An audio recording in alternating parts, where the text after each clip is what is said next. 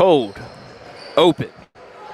We are coming to you live from the floor in a weird position for the gym, so we might not exactly know how to describe this to you, but coming in from an angle in McLeansville, somewhere in Guilford County. I don't even know how to pronounce it, but I'm happy to be here at Northeast Guilford. Got Jonathan Hatley here with me. How you doing, Hat Man?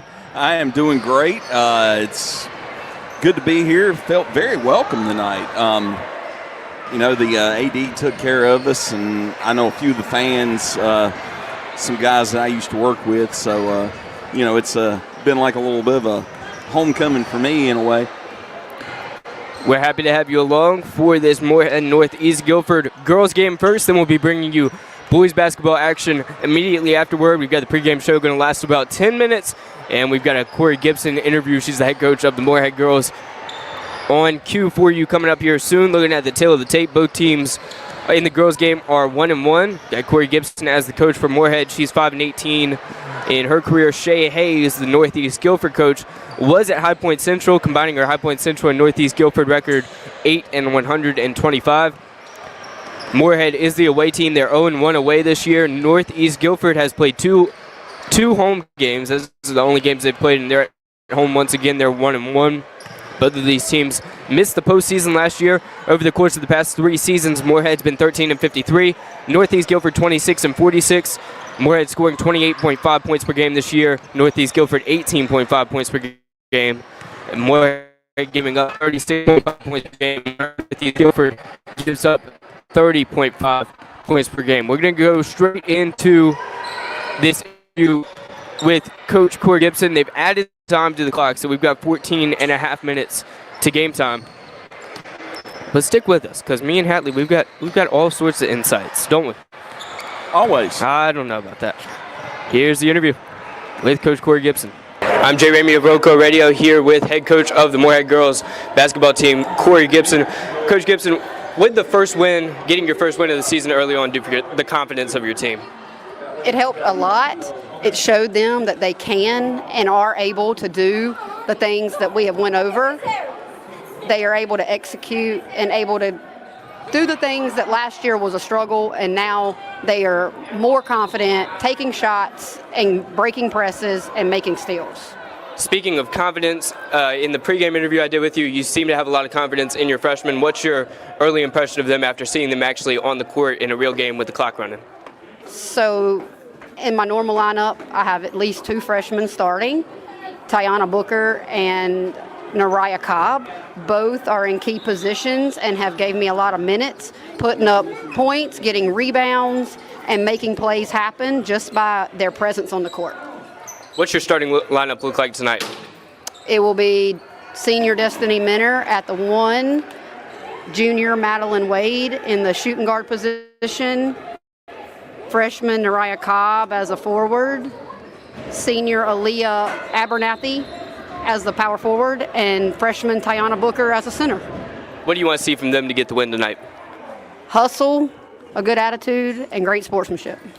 Also important to winning the game is not just the starters but the bench. What do you want to see from the 6 through 8 as well? They need to execute and step in when their number's called and do the jobs that we ask them to do. That was Coach Corey Gibson ahead of the third game of the season against Northeast Guilford. Thank you, Coach. Thank you.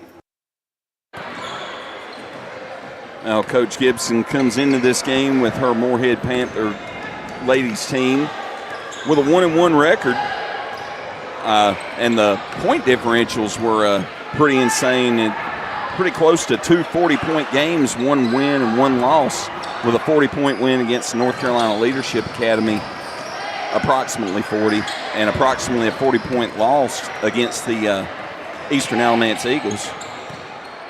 Yeah, Morehead girls starting off 1-1 is really important because last year, one of the main problems with Morehead is they just had an extremely slow start. Their first win didn't come until January, and it wasn't like it was January 1st or anything. It was more than halfway through January that they got their first win. It took them 2 full months to get their first win.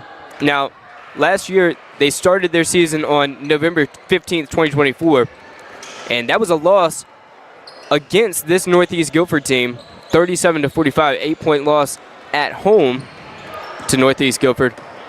But getting that first win, almost 2 months prior to when you got your first win last year, that's a great way to start it. Yeah, I mean, you always want to come out and win your first few games, especially your non-conference games, as they build momentum and they build confidence for your conference season. And this is a tough conference, this Mid-State, with Rockingham County's girls, being playoff contenders, and they lost 2 games last year all season, I think it was. So they come in and they've got some stiff competition to play against, which they did last year as well, having to share conference with High Point Andrews. That team was absolutely one of the best girls teams in the state last year. They underachieved a bit, I thought, in the playoffs. Were eliminated before the state championship, and I figured that they were probably a good lock to get into it. So, looks like some improvement early for the Panther girls. So we're going to bring you some analysis on the boys game next, but first I got to get something out of the way here. So the way we're positioned at this diagonal spot at a table on the floor, we're in prime position to see a sign that says Ramey, family with an R, for these Northeast Guilford Rams, and then it's got the Northeast Guilford logo on one side, Michael Jordan logo on the other. But below that, it says We the North. Excuse me, what? We the North? Okay, this is Northeast Guilford, number 1. Number 2, they're not even the northernmost team in Guilford County. They're not in a county that's the northernmost county in the state. They are in a county in North Carolina, and they're not even the northernmost team in their county. And they're saying We the North. Okay, so you could say, here could be your response. Well, this comes after the Toronto Raptors, who use We the North, even though they're technically not the northernmost team in the NBA. Well, look, why would you want to copy anything the Toronto Raptors have ever done? What are we doing? Of all the 30 teams you could choose out of in the NBA to copy their slogan, you chose the one that's not from America. I mean, if you're going to take the Vince Carter Toronto Raptors, that's one thing. Yeah, that never won a ring. Yeah, never won a ring. We're going to choose the one non-American franchise, and we're going to copy their slogan that doesn't even make sense. 1 or 2. What? Isn't there a team in Vancouver, or am I imagining No, they moved to Memphis. Oh, that's right. They got out of Canada because they knew. They knew. We the North. The only thing that wins in Canada is hockey. Northeast Guilford saying We the North. What the heck? Why? Why? Who? I'm sorry. Look, I can't handle this. I can't. And no, it's not because I'm a Spurs fan and I can't stand Kawhi Leonard. That might be part of why I can't stand the Raptors. But I also don't like slogans that make no sense. Unless they make no sense to where they're funny. Hadley, what's your life slogan? Life motto? Don't die. There we go. That makes sense as a life motto. Yeah, I understand. Okay, we'll get to the boys game now. I feel a lot better after getting that out of the way, getting my Raptors rant out of the way. So, boys basketball game, we don't have too many stats on either team coming into this one, just to be frank. But we've gotten to see the Morehead boys play. They played a couple of games. We haven't gotten to see them in person yet. But if everybody's healthy, you can expect to see Kevin Corum, Titus Woods, Josiah Thomas, Roy Thompson in the lineup. Not sure who would fill it out. Aiden Haygood was starting a couple of times, but Josiah Thomas started off the season sick. So the lineups have been a little bit strange. I watched part of the Eastern Alamance game. Titus Woods was a starter for the first 3 minutes. Then he subbed out for the rest of the quarter. Then he came back second quarter. They've done some odd things with the lineup, and we're not sure what the starting lineup looks like. We haven't gotten a chance to speak with Coach Tubbs pregame.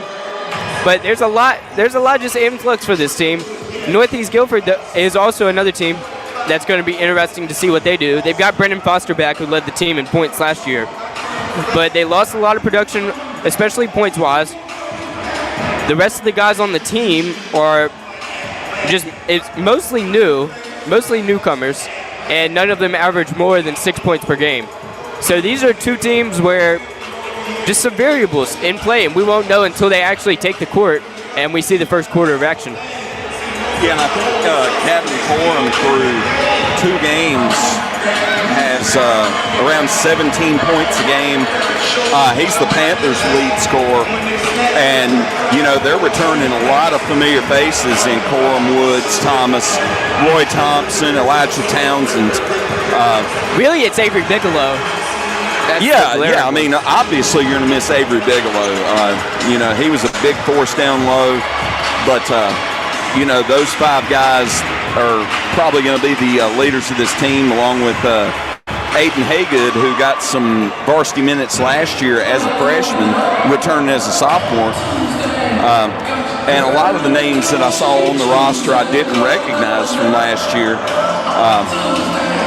So some new faces, likely played JV last year. A lot of familiar faces for these Morehead Panthers. Yeah, it's mostly familiar though. Like Aiden Haygood's the glaring one, but we saw a little bit of him. Yeah, we saw a little bit of him. We saw some of Skylar Perez, who's a senior. Melita in the comments says Morehead needs to say "We the South," being Northeast Guilford. I get it for the irony, but like if Morehead said "We the North," it would upset me, but it would make a little bit of sense. Like the Raptors wear red, Morehead wears red. Morehead is in a county that borders Virginia. They're the northernmost team in the county, I believe. I think they're close. It'd be them or McMichael. I'm pretty sure it'd be. Look, well, it is the glory of living. If you go from the state line, I can be in Virginia from Morehead High School in about 6 minutes. And it's not that much further up the road from McMichael. So, it's close. Yeah, Morehead is way north of McMichael. So, Okay. So look, Morehead could say "We the North," but again, why would you copy anything the Raptors do? Like, what do we? Stop. No. So basically your rant is against the Raptors and... No, my rant is the name doesn't... We the North makes no sense. None.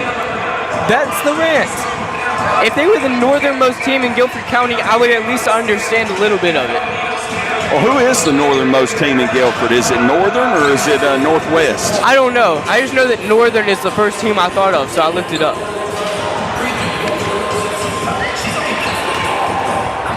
These are the things that keep me up at... No, I'm kidding. It's not that big of a deal. It's okay. It's okay. Got about 3 minutes to tip off. Getting to see these Morehead girls, bringing you Morehead girls basketball game for the first time on local radio of the 2025-26 season. Been a while. Also, don't get to travel much for basketball, so it feels good to see other gyms. Oh, definitely. This is a new section. This new one on us coming to Northeast Guilford. They were in the conference with Rockingham, but we didn't cover them here last season. Usually just shakes out that there's a home game for one of the teams.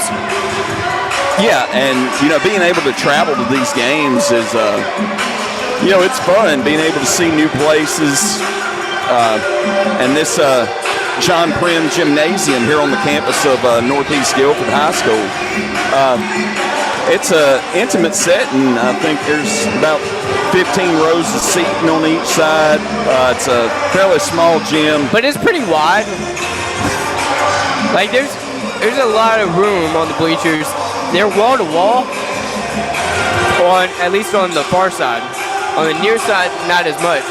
But it does take up a lot of space, so there's more room than you would expect at a usual 15-seater at like Rockingham to have. Right. Or even McMichael. Maybe I'm wrong about that, actually. And there's a good amount of room on the sidelines. It's not like the bleachers are all the way up against the court like in a lot of places. Yeah. There's good room on the baselines. So it's a good-sized court, but the gym, the way it's designed, it makes it seem kind of sort of small. And we are in prime position for our equipment to get absolutely destroyed with the basketball. Got to remain vigilant. Yeah, I've got my hands up in the ready position. You know, basketball bounces over here, just knock it away, that type of thing. I'm scared to take any notes. Like, if I look down at all. But I did see an inspirational clip of Kevin Harlan getting drilled with a basketball and commentating it happening. So, that's the strategy.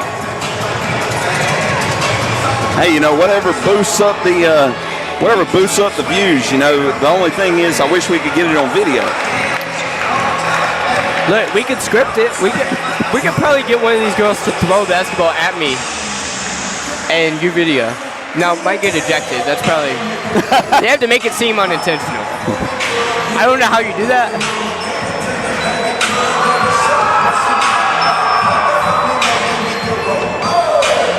Your son will be the bodyguard. Yeah, we'll just have to tell him, hey, watch out for flying basketballs. Looks like we're about to get underway here.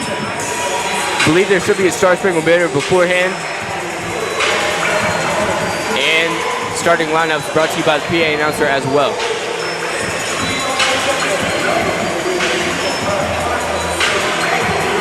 We got the DJ set up in the corner opposite us. I saw Carolina Vision here during the JV game. So we'll probably see him courtside shooting video for this game.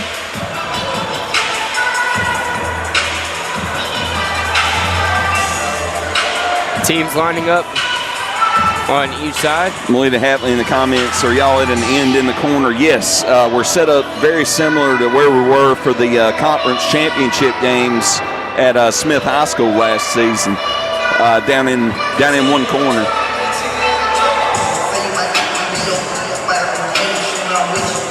We're on the far side of the gym, down in the corners behind the two benches. But are we on the left side or the right side? Like if you walk in, we're on the left. Yeah, if you walk in, we're on the left, right. But the perspective that we have, we're on the right. So just remember that this whole game, okay? Don't judge us. Yeah, we can't say moving left to right, really. It's more like up court and down court. There is a little light flashing around, and occasionally it is like hitting me in the eye. But maybe they're gonna turn the lights off in the gym and do something interesting for starting lineups. Oh my gosh, that hurts. It looks like it's AI generated. Number 2, Diana Butler. Here's the starting lineups.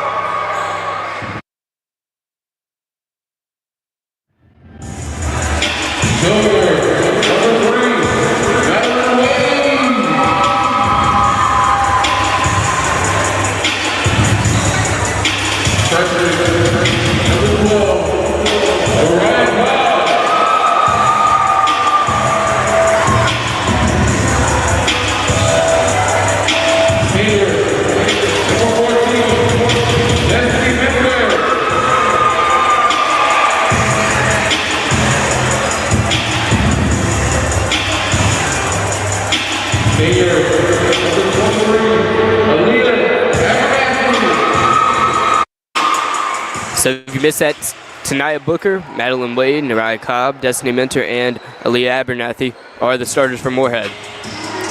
Here's Northeast Guilford starters. Lights are off in the gym, and they're flashing lights around. This is pretty cool.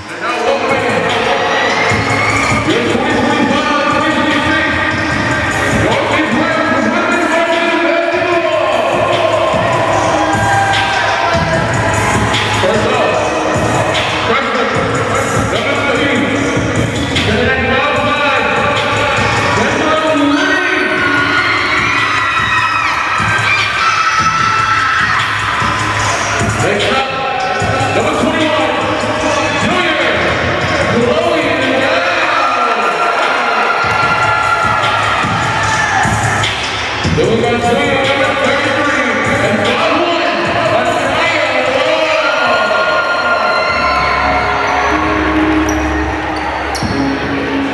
Number 35, freshman Samaya Williams.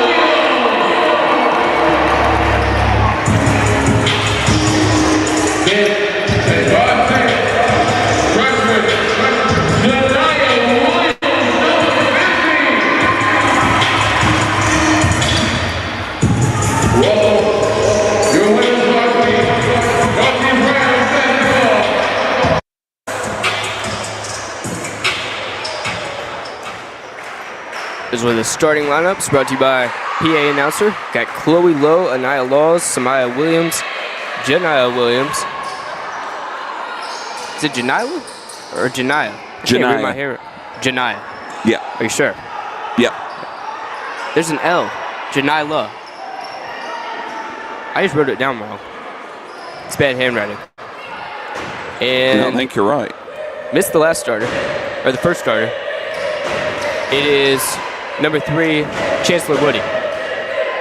So here we go. Here comes the tip.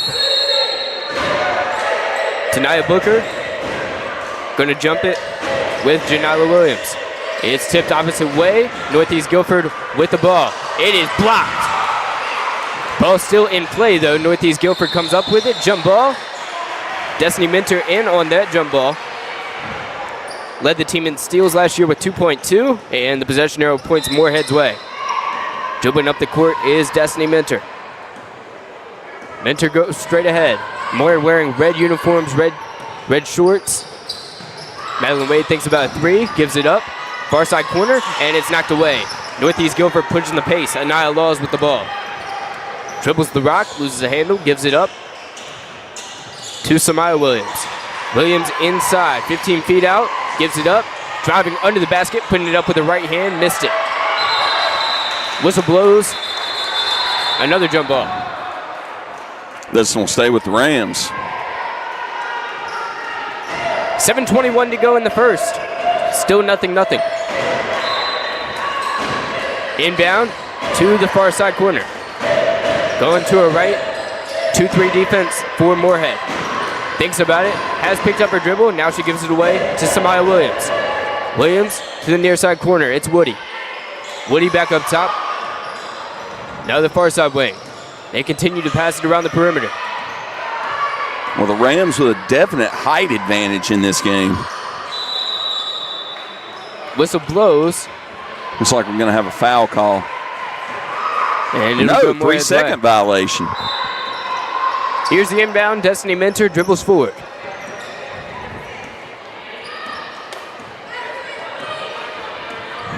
Minter steps ahead, gives it to the near side wing, Madeline Wade. Now the near side corner, the 3. And what a job. Cashing in will be Abernathy. 3-0 lead for Morehead. Good assist there from Minter to find Abernathy in the corner. Morehead now in a full court pass. And she steals it, puts it up. Too strong, but it still rattles in. So I guess it wasn't too strong. Nariah Cobb gets a friendly bounce to make it 5-0. The steal and the bucket. Now going the other way, Woody gives it up. Samaya Williams breaks the press with a pass. Now it's on the far side. Janiyah Williams thinks about it, holds it, gives it up to Samaya Williams. Williams the spin move, guarded heavily by Destiny Minter. Yeah, got a face full of her. They pass it inside. Janiyah Williams kicks it out. The 3 on backboard rim and out. Offensive rebound though. She puts it up well on the far off the side. mark. Too strong. Rebound to Cobb. And it is stolen on the bad pass. Janiyah Williams comes up with it. Pushing it inside the arc. Kicks it out. Short on the jump shot. Now misses the layup on the second chance opportunity. Another rebound for Cobb on that play. Minter, full court pass. Got it. Inside. Fouled on the way up. What a pass, though, to Tanaya Booker. Destiny Minter found her from all the way across court. Yeah, great pass there from Minter. Minter, who really came on last season, was one of the 336's players to watch. By high school overtime. And she's definitely the facilitator of this offense. First free throw is good. First free throw attempt of the night for either team.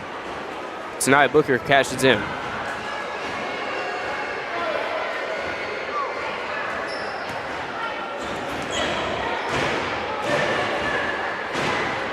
Second free throw is short. Offensive rebound. Driving inside. Abernathy. She's double teamed. Has to get it away. Kicks it out. Gets it to Booker, but it goes off. Goes off of Booker's leg. Out of bounds. Early 6-0 lead for the Panthers. 5:24 to go in the first quarter. Whistle blows, and it'll go back Morehead's way. Missed Turnover on the travel, it looked like.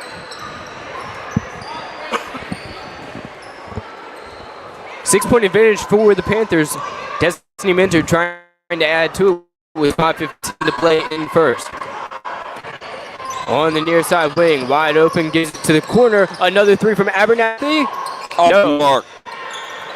Defensive rebound, Northeast Guilford. Referee doesn't know who it went out on after it was knocked out of bounds, but then he'll say it stays with Morehead.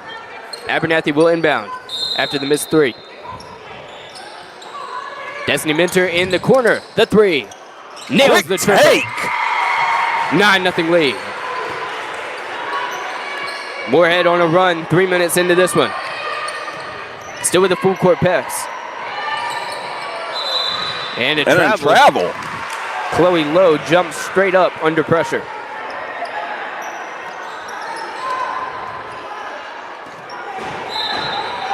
Here comes the inbound, Destiny Minter with the basketball. Guarded at the top of the key. Near side wing three, air ball. Madeline Wade fights for the rebound, tries to tip it in, unable to get it. Lucas Hatley saves the desk from the basketball.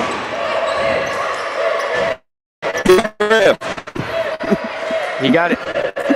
4:41 to go in the first. Here's the inbound. Destiny Minter with the interception. Passes it inside. What a find. Oh, just misses it. Rebound Northeast Guilford tied up for it, and a jump ball is called. These Morehead Panthers, they're aggressive. Season in which they only won 4 games last year. They're trying to win their second game of the year during their third game. They're up 9-0 with 4:35 to go in the first. Yeah, good early start for the Panthers. Checking in for Madeline Wade will be, I believe it's looks like Taylor Cisneros. Yes. Cisneros has it up top after checking in. Dribbles left, gives it up. Minter, the three. Not this time. Rebound goes to Samaya Williams, who goes to her left. Now passes it forward, but she traveled. Took one too many steps before the pass. And now checking in will be Chancellor Woody back in. She was one of the starters for fellow starter Chloe Lowe. On the inbound will be Booker for the Panthers. She gets it in. Minter pops off her and goes out of bounds. They'll say that it was off of Woody, who was on defense. To pass it in again will be Booker. No, it won't. She checks out. Doesn't check out. Steps onto the court. And to inbound will be Cobb. Nariah Cobb slaps the basketball. On the far side corner is Minter. Minter holds it. Guarded heavily one-on-one. Gives it up. Now back up top, she's got it. More aggressive defense from Northeast Guilford now. We've hit the halfway point in the first quarter. Here's the shot. Off the mark. Still 9-0 as Northeast Guilford tries to break the press. They do so. No, they don't. Still hasn't gotten it completely up court. Now they do. On the far side wing, it's Woody. Woody, the three, wide open miss. Offensive rebound. Kicks it back out. Woody. Woody gives it up. Now up top, Samaya banks it in from beyond the arc to make it 9-3 and break the shutout. 4.5 minutes in. 3-pointer, Samaya Williams. Minter gives it to the near side. Thinks about it. Back up top. Minter has it bounce off her leg. Good job getting a hold of it, but now she's double teamed. Spin move, gets away from him. Pass Good inside. Pass inside to Cisneros. And the whistle blows. Travel call. Cisneros will check out. Checking in will be Stacy Juarez. 9-3 lead for the Morehead Panthers with 3:05 to go in the first. Passes it up. Now inside, 15 feet out. Thought about the runner, passes it inside, and Janila Williams will score. Went from 9-0 to 9-5 in the matter of a minute.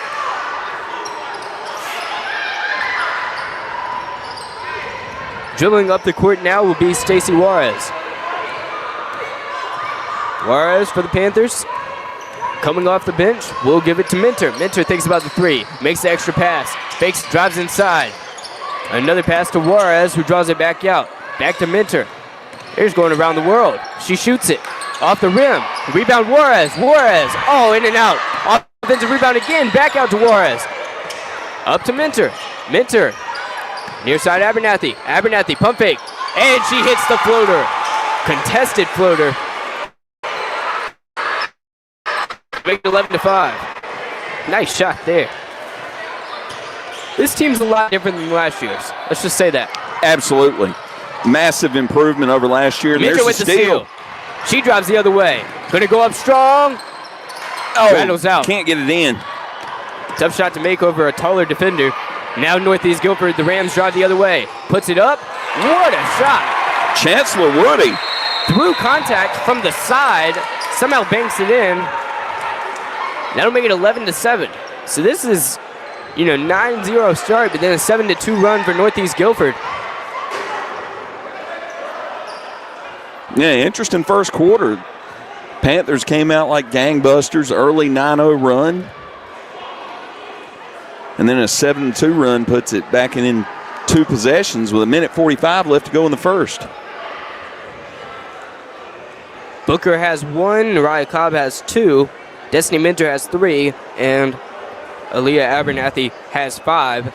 One thing Coach Gibson mentioned to me in the preseason interview that you can listen to on Roco Radio's YouTube page is that when the other players were scoring last year, Destiny Minter was hitting 20 points. So she was scoring more when the rest of her team was scoring more.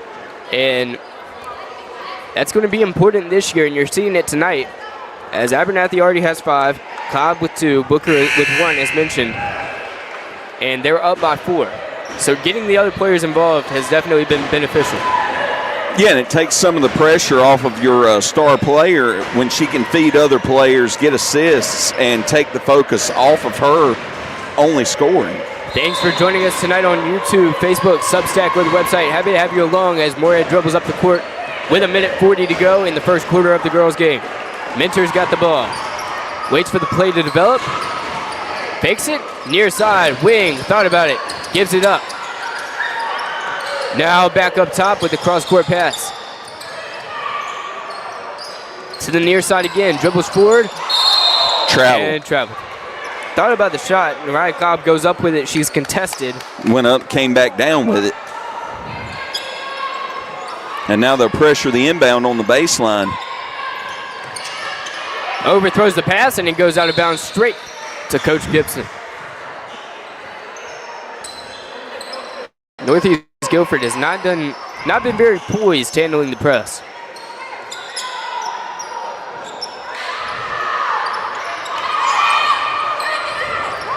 Nariah Cobb will inbound. 1:19 to go in the first. Morehead up 11-7. Minter's got it. Corner 3. Oh, Misses it.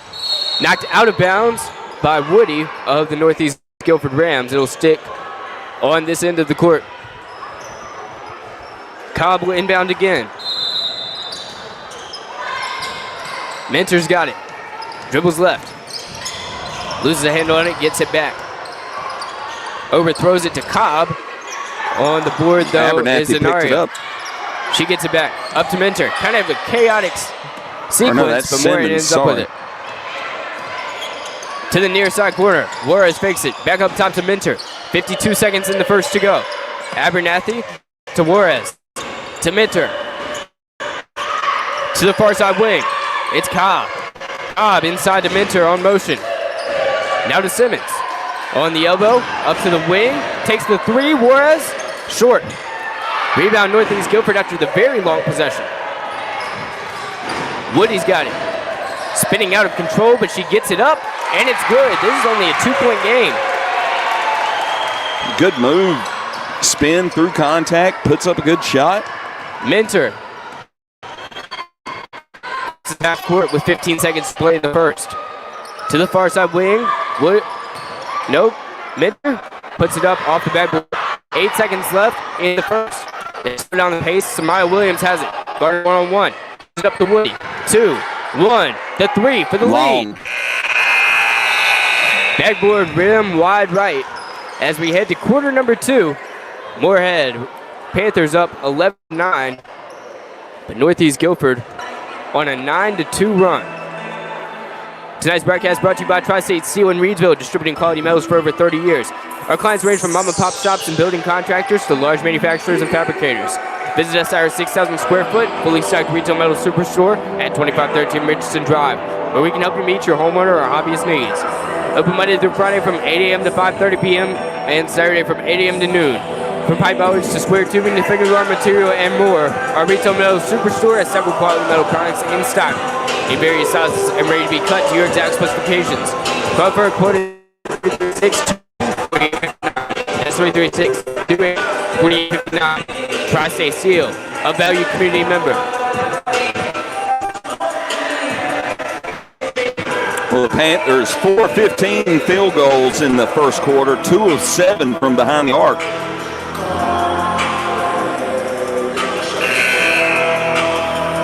$11-9 lead for the road team, but it feels like they've largely outplayed Northeast Guilford. I wish we had a time of possession stat. It has stayed on this end of the court. Northeast Guilford's had a couple of lucky baskets. Get a bank shot 3 to break the scoreless streak. Then, never, ever, ever should you be able to bank it from the corner. I don't know how that was physically possible. That's a shot that you pull out playing horse in the backyard. You don't see it in games very often, but yeah, it worked. These haven't been swishes, though. That's what we're trying to say. So, Morehead's up by 2, but it feels like they're up 20. Here comes Samaya Williams as we kick off this second quarter. Overthrows it. The pass to her teammate going the other way is Morehead after making him pay. Got to make him pay on the scoreboard, though, as Mentor dribbles forward. Draws it back out to the far side wing, to the far side corner. Back to the wing, swinging it around the perimeter are the Panthers. The red and black continuing to pass it around the arc. Mentor's got it near side. Makes extra pass to Ryan Cobb. Deep two-pointer. Bingo. And it's good. 13-9 now. Mentor with her third assist on that one. Still with the full court press. Oh, Mentor and they're tips going to it away, get Mentor but on it's the a reaching foul. foul.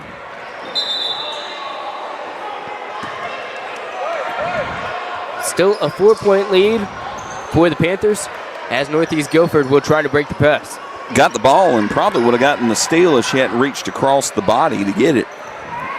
Woody to inbound, guarded by Cobb.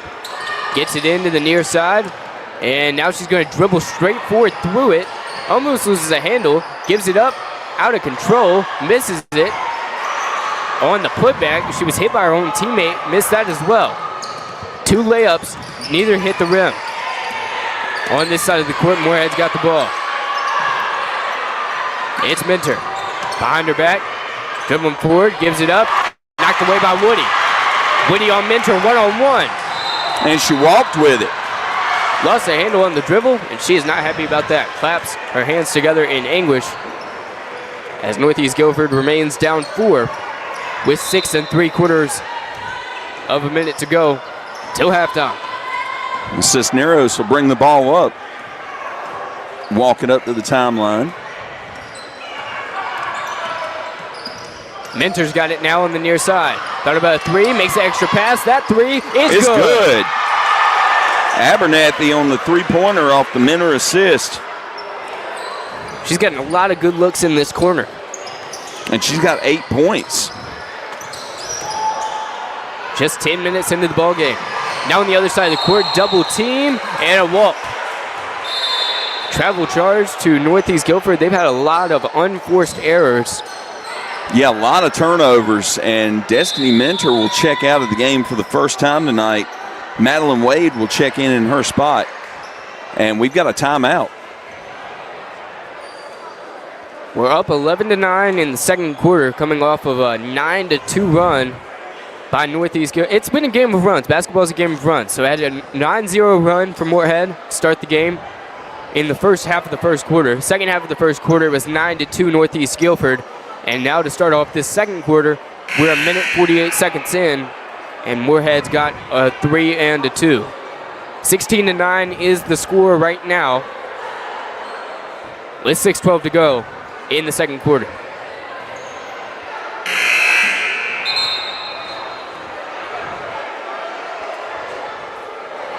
To bring it up will be Stacy Juarez. Newcomer to this Panthers squad will dribble ahead. Got some heavy pressure up top. She gets it in to Abernathy. Abernathy, what a move. Drives forward, she's fouled. Looks like that foul is going to be charged against Megan Garrett. It's a shooting foul. She'll head to the line to shoot 2. Had a nice move where she just cut straight ahead through the seam. Well, Morehead 1 and 2 from the line tonight. Those coming from Booker. Off the backboard and in. That one off. He got a call bank on that one. The scoreboard does not discriminate against bank shots, though. It's 17-9. Second free throw is a switch. Look, you can have a free throw on a bank shot when the other team hits a 3-point bank shot and a shot from the corner on a bank. You're obliged to get 1 point. Oh, yeah. One of That's the fair. inbounds for Northeast Guilford was knocked out of bounds by Morehead. Yeah, Booker got her hands on. Chancellor Woody will inbound now. She gets it to number 34, who's guarded heavily. Now back up top. And they will cross half court. Inside, the extra pass goes up strong. It's knocked away. Madeline Wade comes away with it. Shot attempt by Under Chloe. pressure, It was an air trying ball. to get it out, and they'll call a foul. Trying to get the jump ball was Megan Garrett, but it turned into a And reaching that's going to foul. go against I thought Megan it was Garrett. Yeah. I think that's her second. Here comes Stacy Juarez. Well, not yet. Haven't inbounded the ball, but Nariah Cobb will send it to Juarez.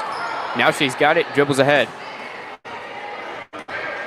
Wearing the number 11 under the Morehead Panthers logo. I think these are new jerseys for the Lady Panthers.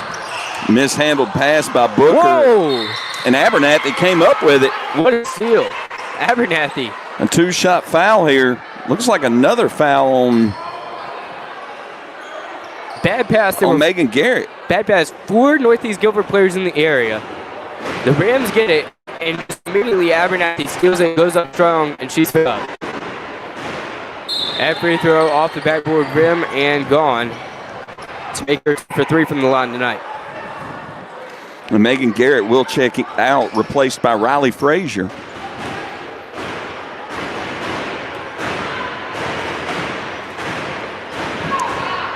Abernathy. 4th free throw in the last minute, and that'll go. Abernathy 3 of 4 from the line. Largest lead of the night for the Panthers. They're up 19-9 with 5:20 to go in the second quarter. Woody's got it up top, guarded by Juarez. Holds on to the ball. And she was asking Gives for it help. up. Janila Williams passes it inside. The shot. Oh, just missed it. What a rebound by Woody. And there's a blocked shot. Wade That was jumps up with it. Booker. Jump ball, and it'll stay with Northeast Guilford. Booker, big block at the top of the key.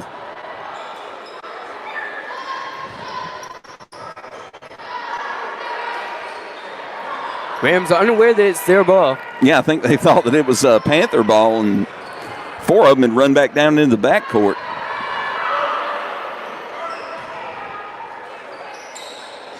Here comes the inbound. Quick shot. Off the And mark. out. Whoa! Okay. Anaya Laws tries for the jump ball. She gets it, and then she like flips over the Morehead player. Yeah, chippy little jump ball there. It's kind of rolled. A little bit dramatic, but people come here to be entertained. So I'm with it. 19-9, 4:50 to go in the second quarter. Whereas will cross midcourt. Normally they make you put down a tumbling mat for a move like that. And another jump ball. This one will go with the Rams. So it was basically like a WWE style arm drag, except on the wrong side of it. that's a good description. 4-4-4 on the scoreboard. 4:44 to go in this first half. 19-9 ball game. Dribbling ahead is Woody. The point guard gives it up to the far side wing. Now it's back up to Frazier. Frazier gives it to Woody. Woody pump fakes, dribbles inside, goes up strong, and will they call it a charge or a blocking foul? Looks like it's going to be a... Yeah, it's a charge. That's a charge. Woody is very upset at that call. Well, she ran in kind of out of control there. Well, no, they didn't call it a charge. Well, she was upset about it. Who'd they charge the foul to? I think maybe Abernathy? I would assume so. I think that was her.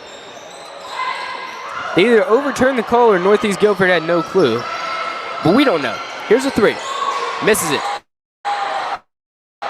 Off the shoulder of Abernathy, goes to Booker. Booker dribbles ahead. They've got numbers, 3-on-2. Inside, going up strong, fouled. Booker will shoot two. Went for it from the block. And will now go for it from the charity stripe. Well, Booker 1 of 2 so far from the stripe. Shot the first 2 free throws of the ball game. She makes that one. Banked it right off the center of the square. That's what they teach in youth ball. Aim for the center of that square. That one misses, though. Going the other way. Rebound to Woody. Stops on a dime. And a foul will be called on her. No travel call. No, okay. I was about to say, that did not look like a charge. That's because it wasn't. Whistle blows for Woody to check out. Samaya Williams will check in. Stacey Juarez of the Morehead Panthers will dribble forward. Got it on the wing, gives it up, and it's out of bounds. Nariah Cobb unable to handle it. Halfway through the second quarter, it's a 20-9 lead for the Morehead Panthers with their largest lead of the night. Samaya Williams will bring the ball up.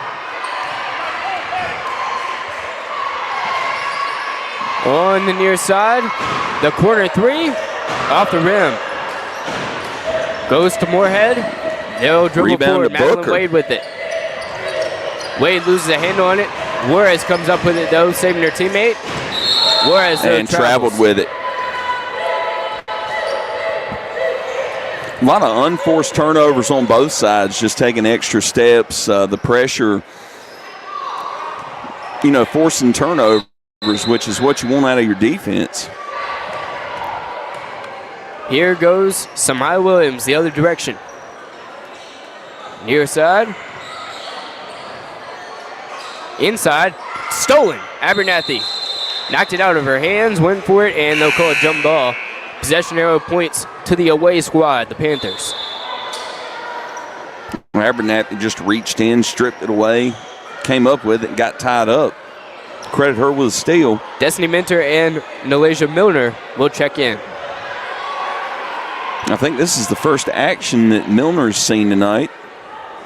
There were only 4 Morehead players on the court, but they'll bring in Stacey Juarez. Now it's 5. Minter, guarded one-on-one. Takes it inside, a give and go, puts it up. Called for traveling.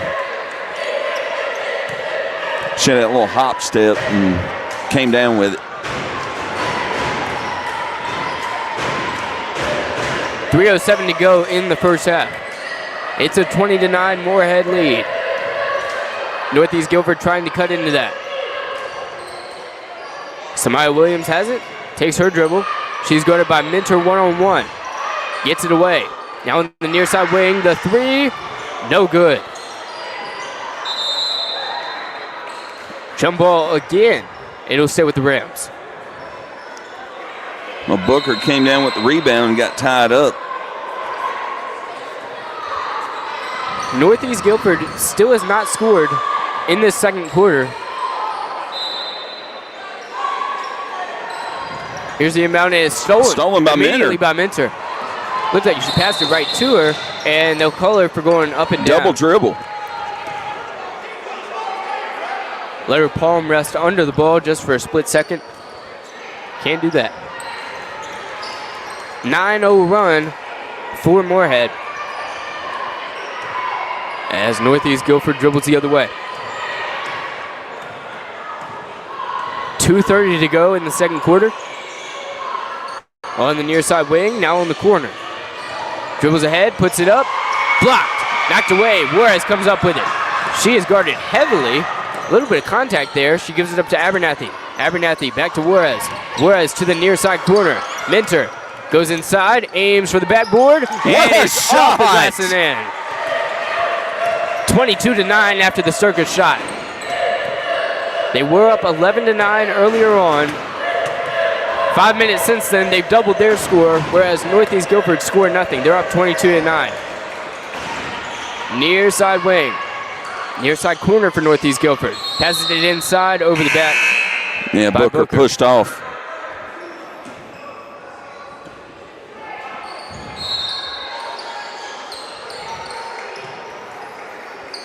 So the Panthers sitting at 3 team fouls, Rams at 4.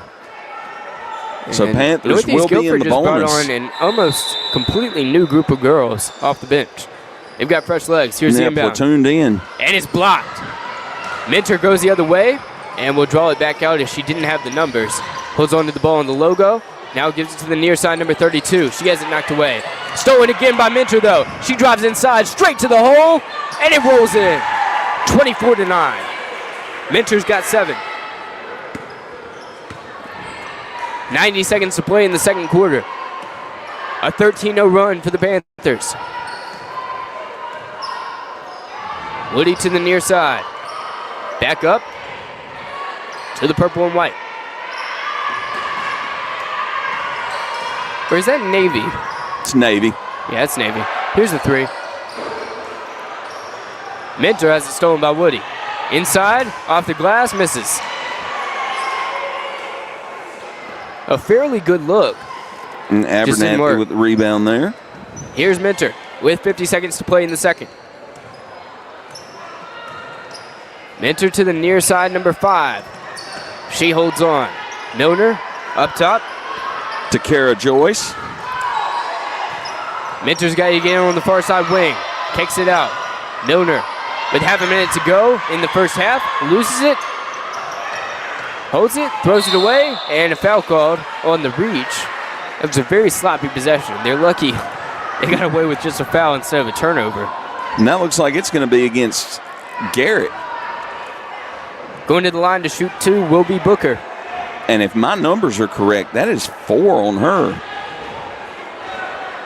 29.7 to go in the second quarter as Booker will shoot her 5th and 6th free throws of the night. First one's off the mark. Hits the iron to the left. Hovering just above 50% from the line as a team tonight. She banks that one in. That'll make them 6 for 10. They've taken a second off the clock, 28.8 to go, and now it's winding down as Woody dribbles the other way. 25-9 ball game. Dribbling right, going up, again. Just Chancellor raises Woody. the backboard from near the corner to get the first points of the second quarter for them. They're now down 14. Minter's got it. 5 seconds to play in the second quarter. 4, 3, 2. Got to shoot it. Abernathy can't get it off in time as we go to half. A massive second quarter for the Panthers. A 14-2 run. First quarter was a lot of runs. It was 9-0 run for Morehead to start off the game. in the first half of the first quarter. Second half of the first quarter, it was 9-2 Northeast Guilford. And now in the second quarter, it'll be a 14-2 Morehead run. Hopefully that last shot isn't going to start off a run for Northeast Guilford. Hatley's going to bring you some some halftime stats.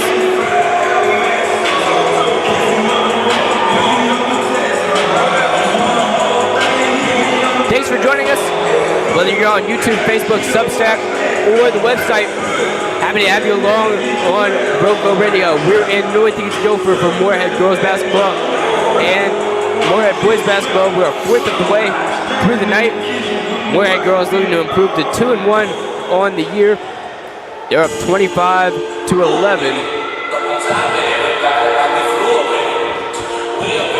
in the first half.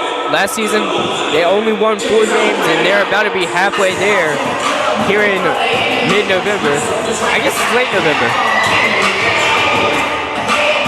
Impressive nonetheless, considering their first win last year didn't come till more than halfway through January. Adam's got some halftime stats for us. Do you have them ready for us? Well, team shooting for the Morehead Panthers, 8 of 19 field goals, 3 of 8 from beyond the arc. Abernathy, let's see,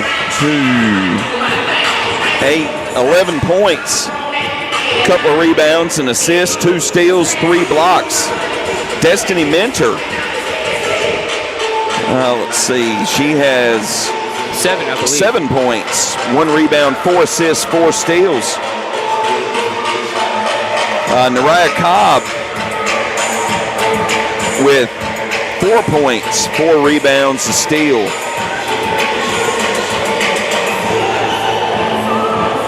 Tiana Booker, 3 points, 2 rebounds, a steal and a block.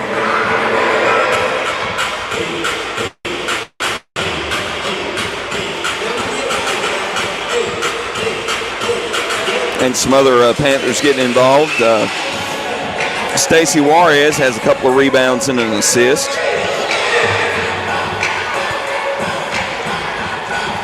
Did Northeast Guilford shoot a single free throw? I don't think so.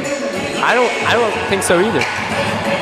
I think all of Morehead's fouls were on the floor. No shooting fouls. They've only got 3 personal fouls on the game.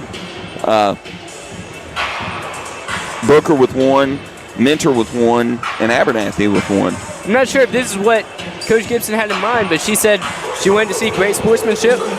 So, look, what's better sportsmanship than just not fouling the other team? Hey, I mean, if it works, it works.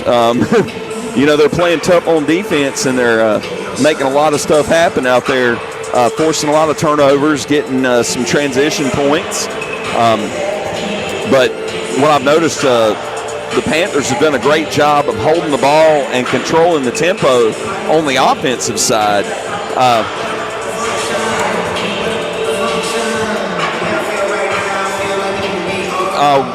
Melita Hatley in the comments, fouls on Northeast. I know for sure that Chancellor Woody has 1. I'm pretty sure Megan Garrett has 4. I think Chloe Lowe picked up 1 in the first. But they've only had 6 fouls on the game so far. And 5 of those have been shooting fouls. So, you know, it's really cost it's cost Northeast some points. It's been costly fouls. Yeah, absolutely. You know, they put Morehead on the line 10 times. Morehead scored 6 points off free throws, 60%. But when you're up 14, 6 points is nearly half of your lead. And Morehead's just doing a fantastic job passing the ball around, not selfish at all.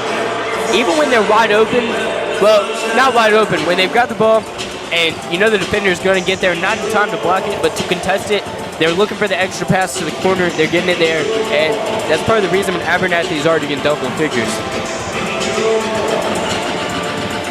Yeah, that's a big part of the reason. They're looking for that extra pass. and they're finding the open person, and they're hitting decent shots. Morehead, 8 of 19 from the field, so a little under 50%. That's a little over 40. And 3 of 8 from beyond the arc. That's 37.5. So their shooting stats are right there, 3-pointers and field goals. Let's see.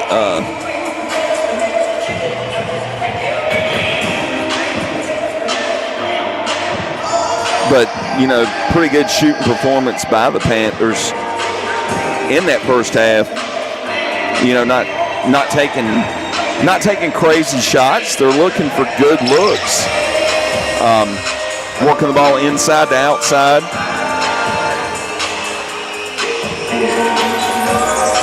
If you're on Facebook, go ahead and like this and share this. If you're on YouTube, you can share it as well and leave us a like. We'd appreciate it if you subscribe on YouTube.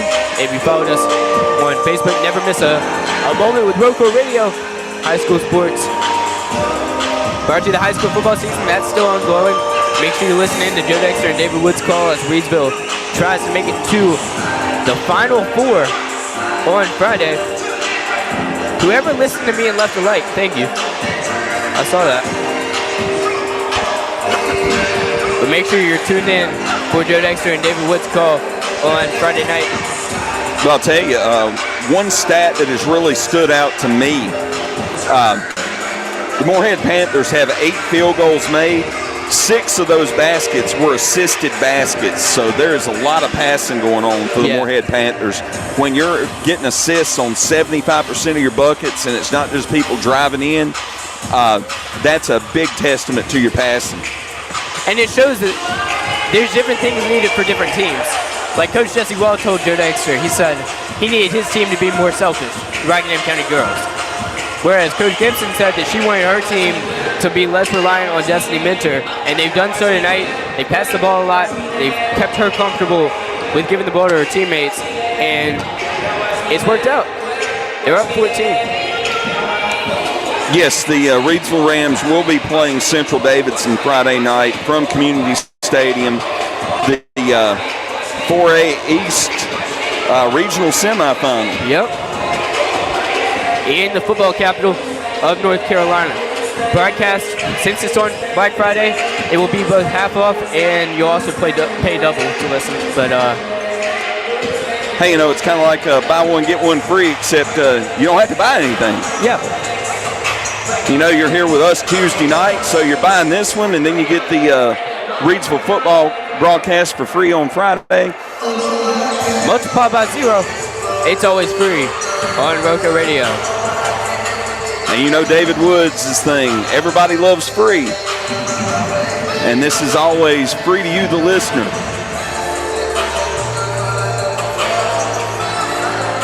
Not many things are free. If you go to the game, you're paying gas money.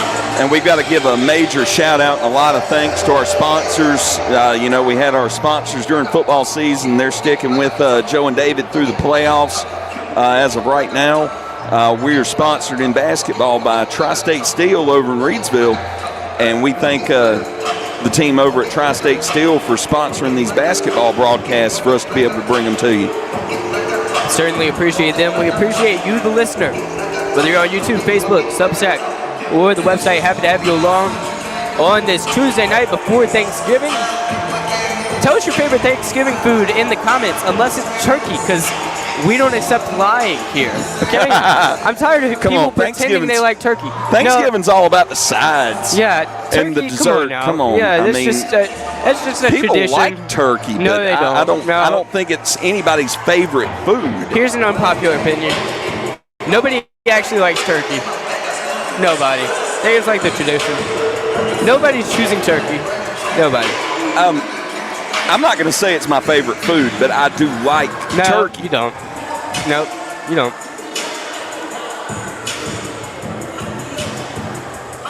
It's like... Especially deep fried or smoked turkey. No. That's the way to have it. You don't. We're about 15 seconds from getting back underway here. Possession arrow belongs with the Panthers, so they will get the ball to open up the second half.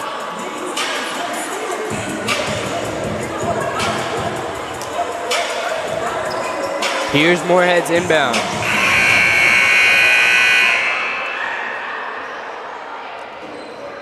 Flip the court. Morehead will be on the far side now from our vantage point. And we are your eyes, so we're going to go with that. Dribbling ahead is Morehead. Destiny Mentor bringing it up. Cuts back to her left, going up the middle. Kicks it out. Number 2 gives it up to number 14, who loses it. And going the other way will be Northeast Guilford.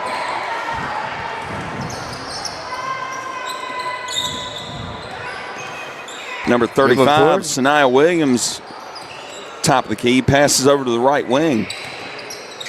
Going to put it up. Passes inside. Stolen by Madeline Wade. Wade goes the other way.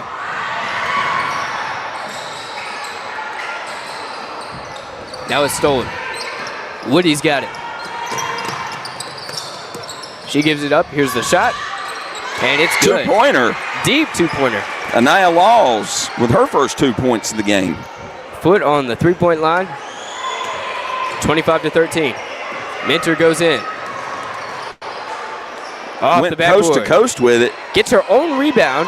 On the ground now, struggle for it. Woody's got it. Woody's on the ground. She passes it up. And Northeast will push it the other way. Throws it. And it's out of bounds.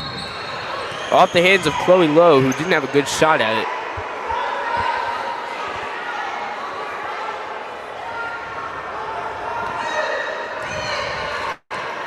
Wade will inbound to Mentor, and she will bring it up. Mentor will be met at half court by Samaya Williams.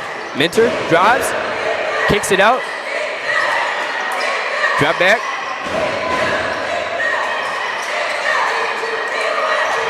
Now the near side. The 3. Too strong. Going the other way is Woody, and she's fouled. Madeline Wade shooting from the corner.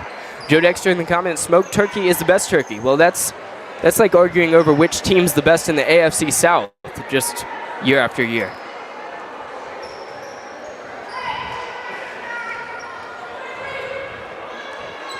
As in they should all be relegated to NFL Europe? Yes.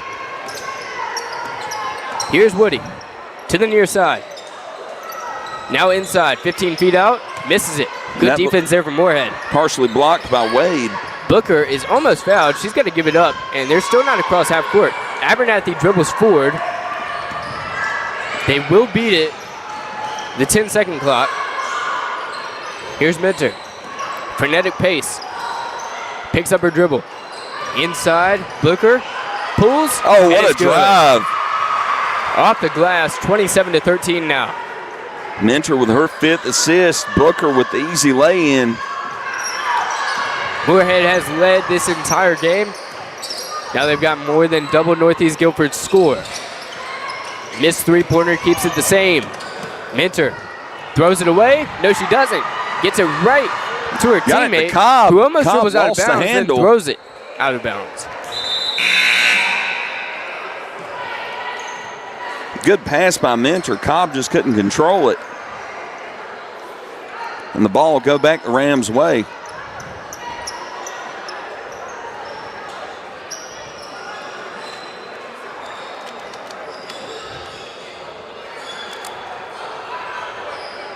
Waiting on the inbound. A little bit of a delay. Somebody tying their shoe, maybe? Spilled water. That's what it looks like. Yep, had to wipe up a bit of a spill. Looks like Woody will inbound. On a related note, Toy Story is the greatest movie franchise ever. Woody? Argue amongst yourselves.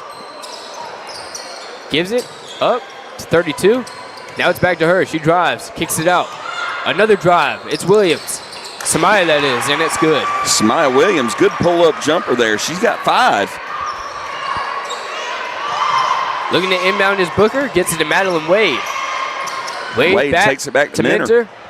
Sometimes you have to go backwards to go forwards. And Mentor will go forwards to the hole. Easy lay-in. 29-15. Mentor with 9 now.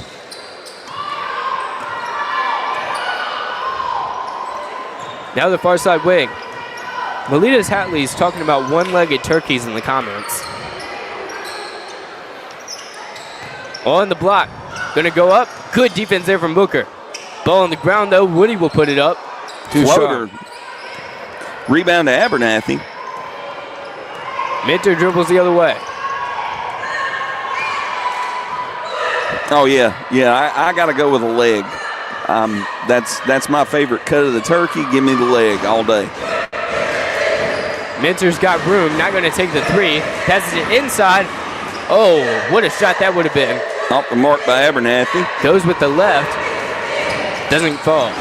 Spin move. Woody fouled. Overshoots it. But she'll head to the charity stripe. And looks like that one will go against Mentor. Personal number 2. And it's going to put Woody on the line, I think, for Northeast's first free throw attempts of the night.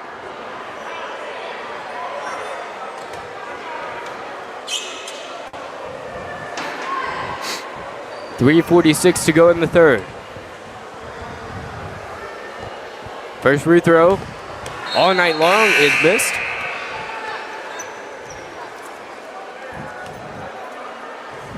Keeps the score at 29-15 with .346 to go in the third. And we've got a timeout on the court. Mid free throw. Was that Northeast Guilford with the timeout? I didn't see the signal. Let's see. I believe it was her. Timeout, charge to Morehead. Wow, trying to Full timeout. Trying to ice the kicker. Here, up 14 with .346 to go in the third. Joe Dexter in the comments, turkey leg might be one of the most underrated culinary products of the world. I couldn't agree more. I will go to the state fair just for a turkey leg. You know they've got them probably at Walmart, right? That's where the one that I'm eating for Thanksgiving came from. Then why would you go to the state fair for that? Well, that's not the only thing the state fair has. Our boss in the comments. He's trolling us. He's got to be. We're not going to talk about Christmas until it's Christmas season. Here's a free throw. Number 2. Misses that as well. Booker on the rebound. Gibson iced the free throw shooter. Kind of unnecessary. Halfway through the third, up 14. Minter will drive. Kick out. On the baseline. Going up Abernathy strong. off the mark. Abernathy misses. Rebound finally handled by the Rams. They kick it out to Woody to the right. She's bringing it up. Chancellor Woody with the basketball. Goes to her left. Kick out. 3 from 33. Misses. Rebound fight for it. Northeast Guilford Rams come away with it. Frazier. I don't know what just happened, but she ended up on the floor, passed it to her teammate. Well, if she'd have fell with it, it would have been a travel. So Near side. That's a 2-pointer. Shifty feet. Abernathy with the rebound. Easy rebound for Abernathy. Her 4th. Minter charges the other way. She's got somebody behind her coming up strong. Senses it. Dribbles with the other hand. Now she holds on. It was Aria Mason now guarding Mentor. Drives inside. Floater. Off the rim.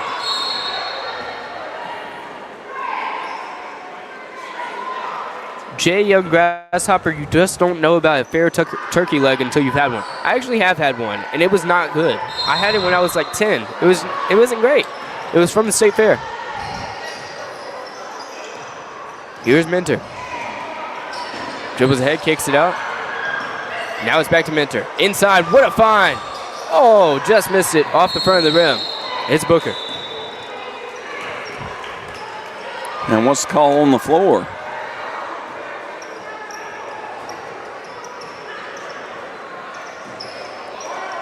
Not sure. Well, we've got the Rams over at the bench talking to their coach like they took a timeout. Referee breaks up the meeting. Apparently it was out of bounds off the Panthers. So it's Northeast Guilford's ball, and they just took a miniature timeout. Going ahead is Woody. Near side, corner, 3, no good. Rebound to Mentor. Minter dribbles ahead. Got a one-on-one by Woody. Goes to her right. Baseball Football pass. Catches it out of bounds, though. Unable to get a handle on it until it was dribbled out of bounds. Looked like it went out off of Cobb. Go the other way is Woody. After Minter has some words with her coach. Woody thought about a three, gives it up. Number 32 is fouled on the way up. 0 for 2 from the line tonight is Northeast Guilford. And that's going to go against Cobb, her first personal. Hatley, what's a deep fried food you've had at the state fair? Deep fried food, funnel cake. No, something that like shouldn't be deep fried. Butter. That sounds great. Misses the free throw. With 1:59 to go in the third. 29-15. Deep fried Oreos, pickles. And I love a deep fried pickle. You should have described it as a deep fried cucumber, though, just to make it sound weird. And they made their first free throw of the night, now 1 for 4. Riley Frazier on the make. 1 of 2. Morehead to inbound, taking her time with it. Gets it into Minter. Minter, guarded full court. Drives ahead. Nice pass. Inside Booker. Misses the the mark. layup. Minter's done a great job finding people down court. They've just missed the shots. Woody with the ball. Goes up. Off the left side of the rim. Abernathy with the rebound. Abernathy passes it out. It's stolen. Now up is Woody. Woody's got it near side. Madeline Wade thought it was a foul. Just fell down. Here's a three. Off the backboard, Minter the Minter rebound. with another rebound. Through contact. Football pass. Got her. Touchdown. 2 points instead of 6. They're now up 31-16.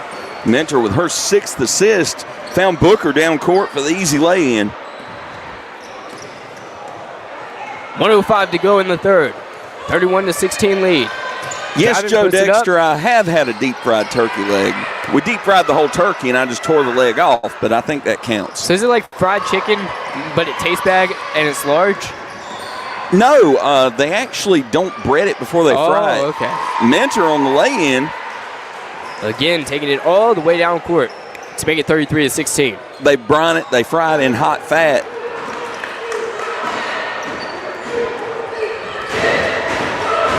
.30 seconds left. And on the far side. In the corner, the three. Overshoots it, air balls. Offensive rebound, though, to Mason. Back to Mason. She shoots a long two-pointer. Backboard rimming off. Minter with the rebound. Minter goes ahead. 15 seconds left in the third. Drives. Draws it back out. 5 seconds. Or no, 7 seconds. Inside. At 8 looked Dribbling like a ahead. 5. Kicks it out. Abernathy uncorks it, and it goes down. Time expires in the third. It's a 35-16 Morehead Panthers lead. 10-5 run in the third quarter as Morehead has led from the very beginning. I believe this is their largest lead of the night at 19. Tonight's broadcast brought to you by Tri-State Steel in Reedsville, distributing quality metals for over 30 years. Our clients range from mom and pop shops and building contractors to large manufacturers and fabricators. Visit us at our 6,000 square foot fully stocked retail metal superstore at 2513 Richardson Drive, where we can help you meet your homeowner or hobbyist needs. Open Monday through Friday from 8 a.m. to 5:30 p.m. and Saturday from 8 a.m. to noon. From pipe polishers to square tubing to finger yard material and more, our retail metal superstore has several quality metal products in stock in various sizes and ready to be cut to your exact specifications. Call for a quote at 336-280-4859. That's 336-280-4859. Tri-State Steel, a valued community member.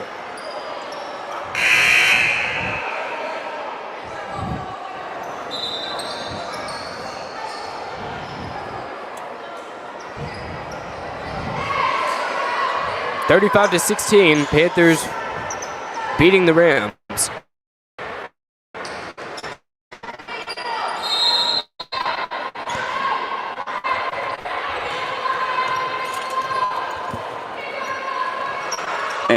Ball on the right wing for the Rams.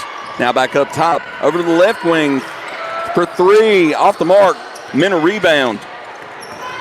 Minter will bring it up. Driving up the right side of the court. Cuts to the center. Goes between her legs over to the left wing. Right side corner. Three. Juarez no off good. the mark.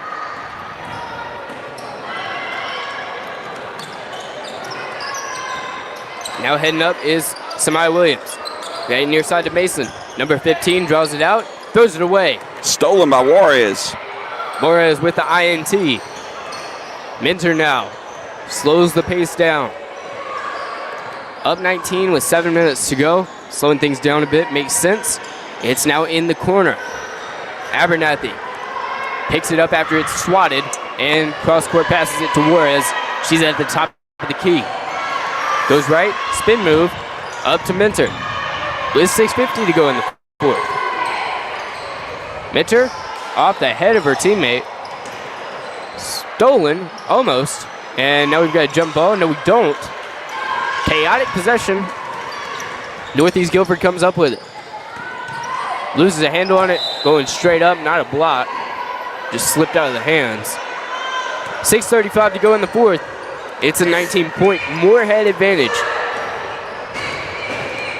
En route to a hopeful win number 2 on the year to improve to a winning record once again. Juarez just walks it up past the timeline. Juarez goes left, guarded by Mason. Spin move to her right, near side wing. Pulls. Three, rattles in. Abernathy on the three.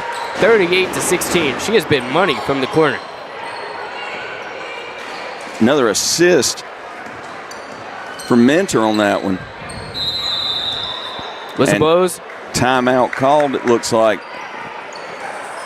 Charged Northeast. Tonight's broadcast brought to you by Tri-State Steel in Reedsville, distributing quality metals for over 30 years. Our clients range from mom and pop shops and building contractors to large manufacturers and fabricators. Visit us at our 6,000 square foot, fully stocked retail metal superstore at 2513 Richardson Drive, where we can help you meet your homeowner or hobbyist needs. They're open Monday through Friday from 8 a.m. to 5:30 p.m. and Saturday from 8 a.m. to noon.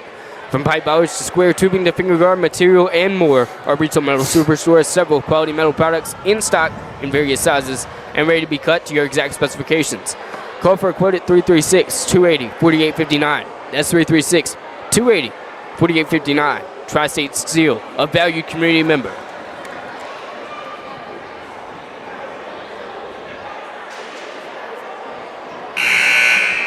Here we go. Northeast Guilford with the basketball. Set to inbound. Down by 22 to the Panthers.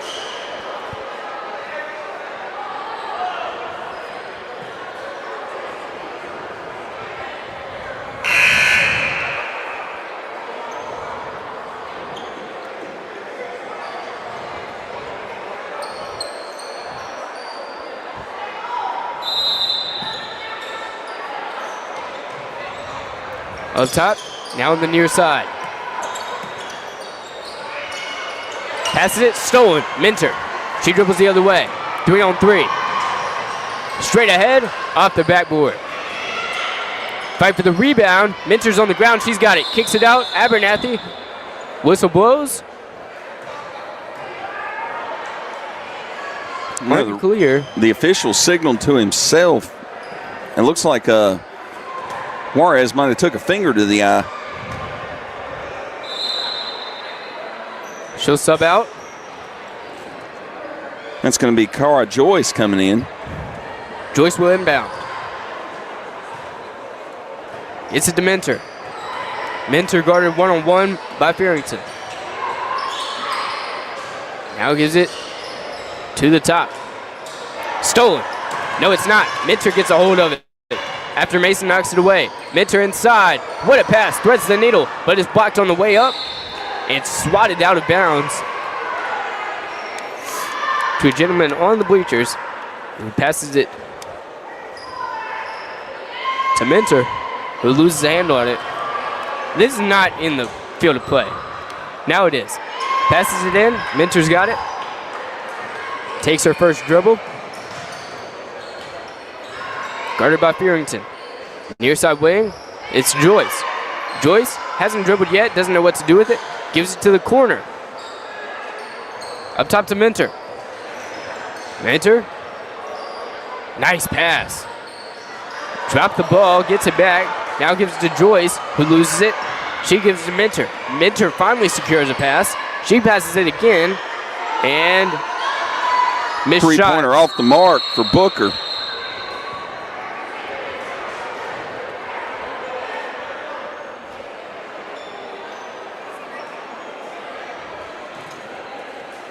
(38-16).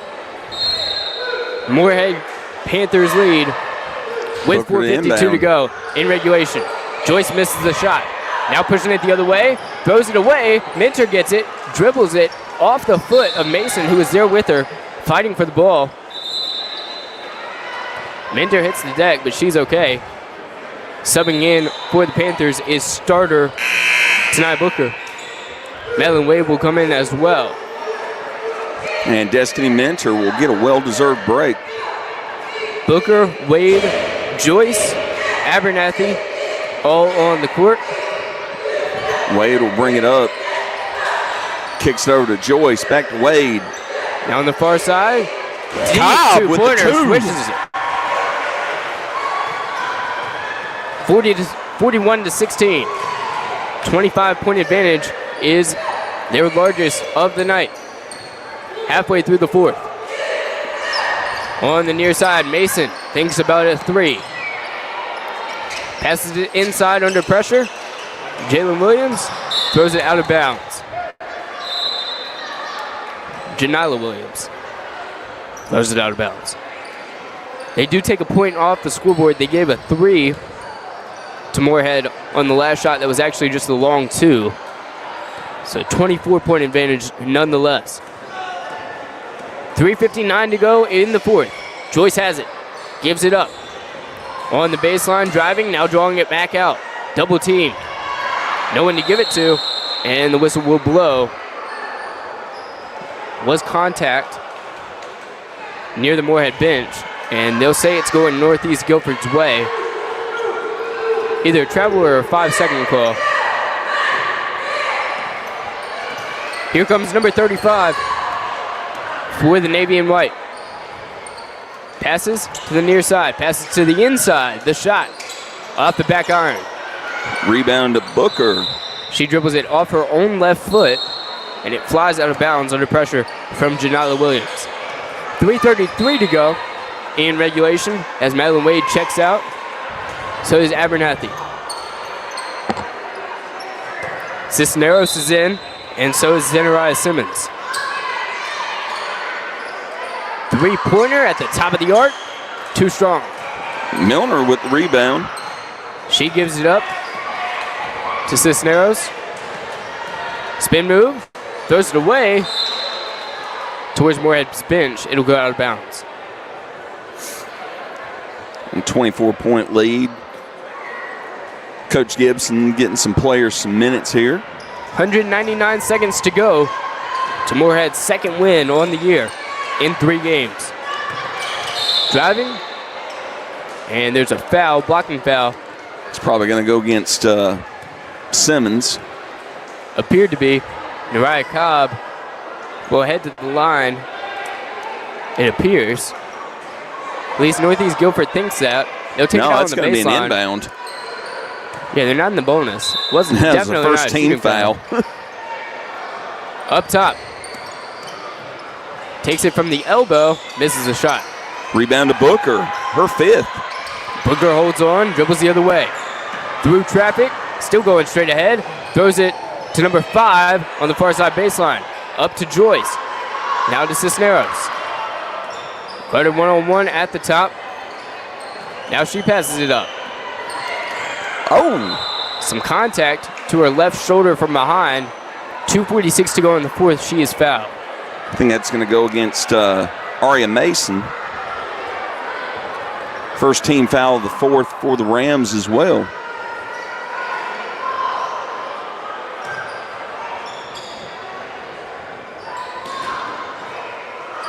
Inbound from Joyce. Gets it in. No, she doesn't. Throws it out of bounds. Pass intended for Nalasia Milner. who is just ahead of it. It'll go into the concrete. 2:40 to go in the fourth. Here are the Rams. Far side corner, back up top. Drives. Step back. Long two-pointer is a 0-pointer.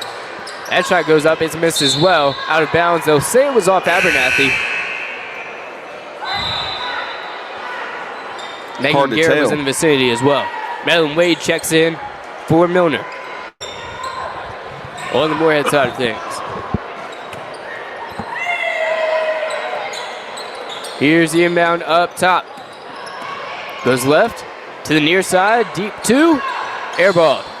Abernathy. Comes away with the rebound. Dribbles forward. Gives it to Joyce on the near side wing. Drives. Kicks out. Cisneros. Throws it towards Madeline Wade. Misjudged the pass. It will go out of bounds. Yeah, a little zig when you should have zagged there. She stepped in, stepped right past the ball.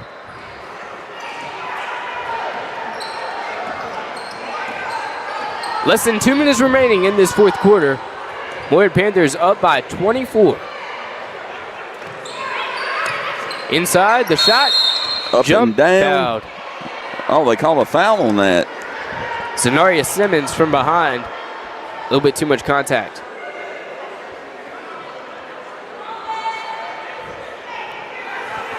Physical down low, but it doesn't always work out in your favor. And that's going to put Megan Garrett on the line.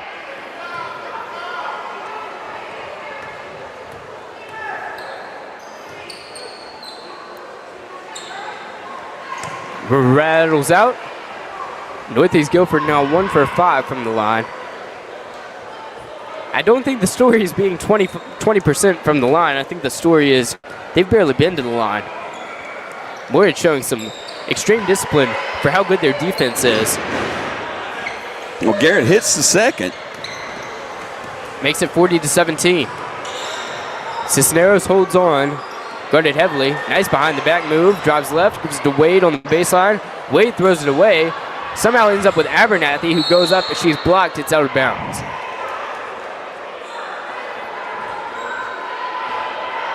And I think that was Janila Williams on the block.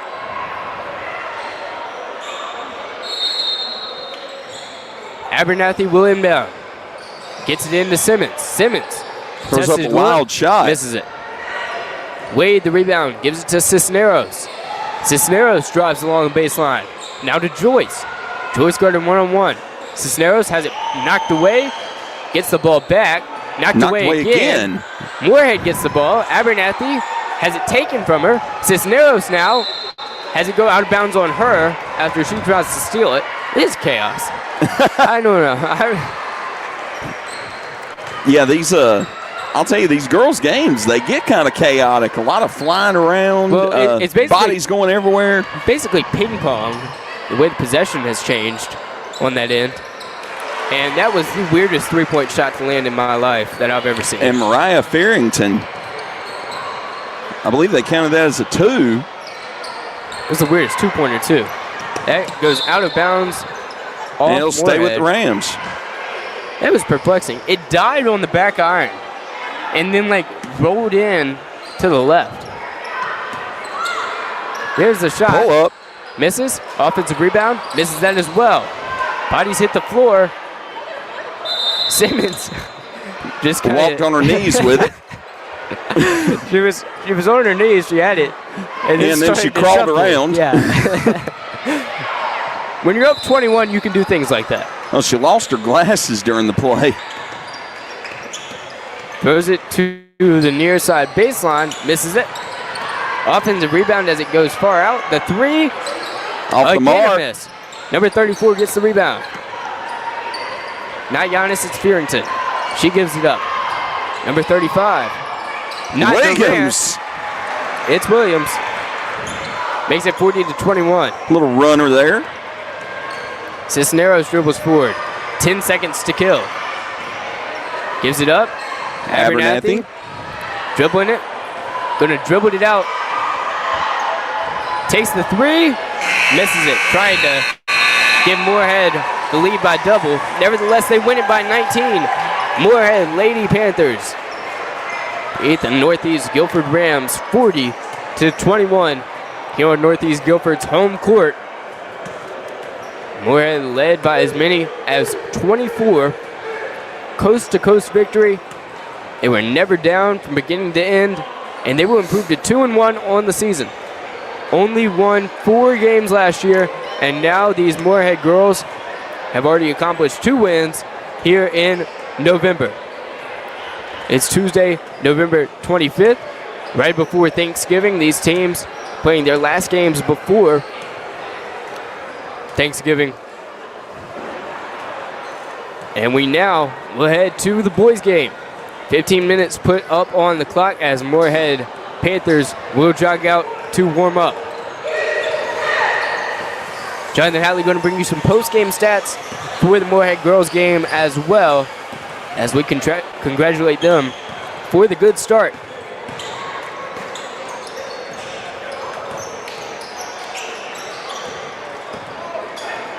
Last year, no wins until after New Year's. This year, 2 wins before Thanksgiving. Oh my gosh, there's a fog machine.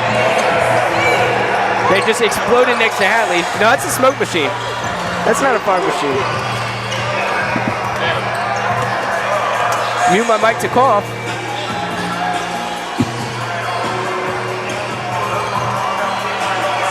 Hatley, you know, last year the thing was in baseball, he never flinched.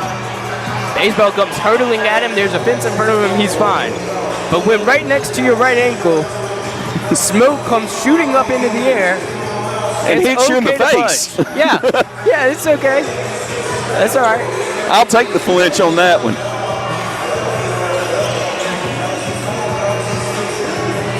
All right. Eye kind of hurts from the smoke. We're going to bring you this Morehead Northeast Guilford ball game. Northeast Guilford 2-0, Morehead 0-2. Morehead's played 1 away game. They were 0-1 in that one. Northeast Guilford, this is their 3rd home game of the year. They're 2-0 so far. Last year in the playoffs, Northeast Guilford was the 16th seed. They won the first game against the 17th seed by about 17-ish, somewhere along those lines. They lost in the second round to the 1 seed by about 16.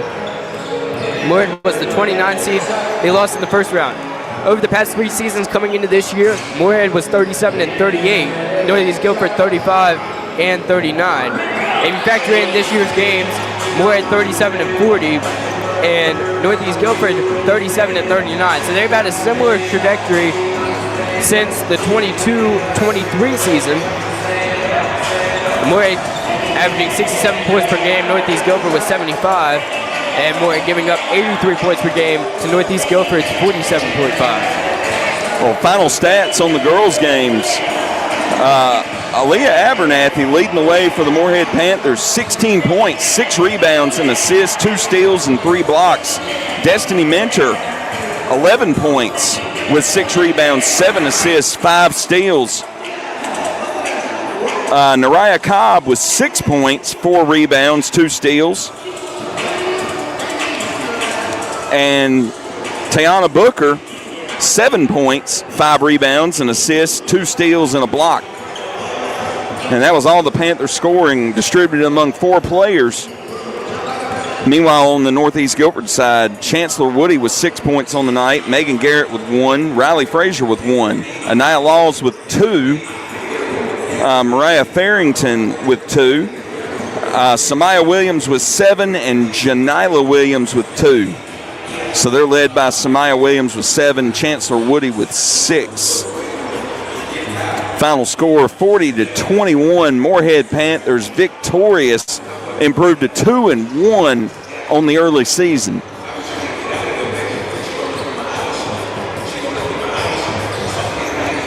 While the Morehead girls have 2 wins and 1 loss, Morehead guys still seeking that first win of the year here in their 3rd game of the 2025-2026 season.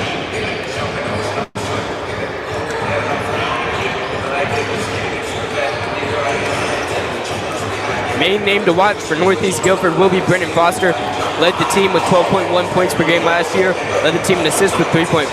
Led the team in steals with 2.5. Second in rebounds with 3.9.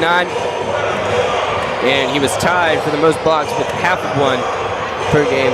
So he's a big name last year. A lot of the guys around him left. So he might be an even bigger name this year. Bringing you the starting lineups in around 5 minutes from the PA announcer. Thank you for joining us. Just concluded the girls' game, 40-21 win for the Morehead Panthers over the Northeast Guilford Rams here in the northeastern part of Guilford County, and we're happy to have you along. YouTube, Facebook, Substack, or RocoRadio.com. Glad to have you with us. Game brought to you by Tri-State Steel, value community member in Rockingham County. As Morehead warms up on the near side, Northeast Guilford warming up on the far side.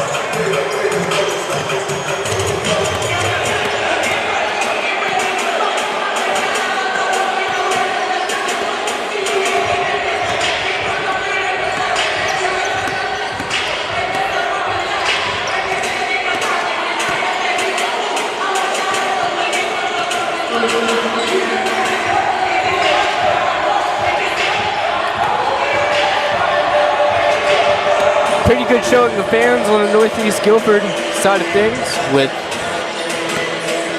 Thanksgiving break starting, I believe, for them. Yeah, I think most of the school systems are out tomorrow.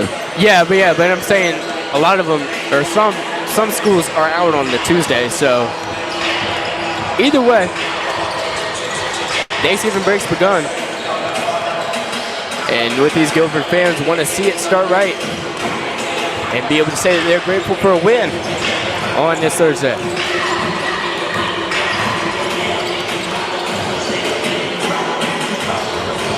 Now the Morehead Panthers come in. They're going to try to spoil Northeast Guilford's so far undefeated season.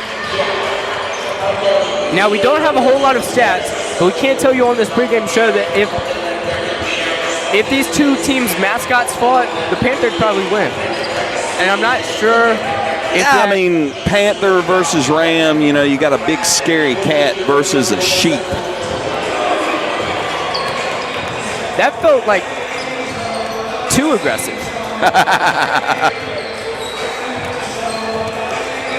But hey, you know, we've got the mighty Rams in Reedsville. Yeah, and you just called him a sheep. What are you doing, man? Come on now. It's still a sheep. Or you could say it's the goat. Some are just tougher than others. It's just how you frame things, okay? Just because it has wool doesn't mean it can't be a good football mascot.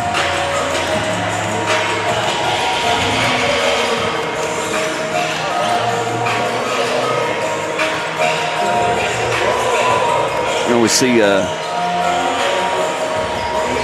Coach Price's team over here on the near side warming up.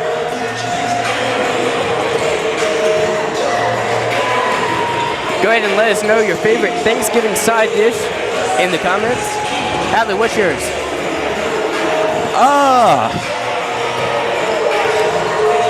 I gotta go with either cornbread dressing or sweet potato casserole. It's a tough call for me. Muted. Golly, there are so many good things to choose from, and you pick those? What's wrong with those? They're not good. Look, just because I have sophisticated taste. Okay, wait, hold on. Sophisticated taste. Usually the fancier the food, the worse it tastes. Like, it's just true. Fast food is great. I've heard my dad make this point about weddings. You go to one where they have chicken tenders and food like that, it's glorious. When you try to get all fancy with it, it's not that good. I can go along with that in a lot of cases. See? So if you like the rolls and the macaroni at Thanksgiving, that's okay. Oh, no, I mean, baked macaroni and cheese is goated, but, you know, that's not even a Thanksgiving side. That's a Tuesday night side. It's a Thanksgiving side if you have it at Thanksgiving. That's what I have at Thanksgiving. That's fair. I'm thankful for it. So that adds to it. That's fair. As long as it's not that stuff that you cook on top of the stove in a pot with the yellow squeezed cheese. Though. That stuff's glorious. It's great. Yeah, you get your weekly intake of sodium in one meal. Look, man, it's good. It's good for you.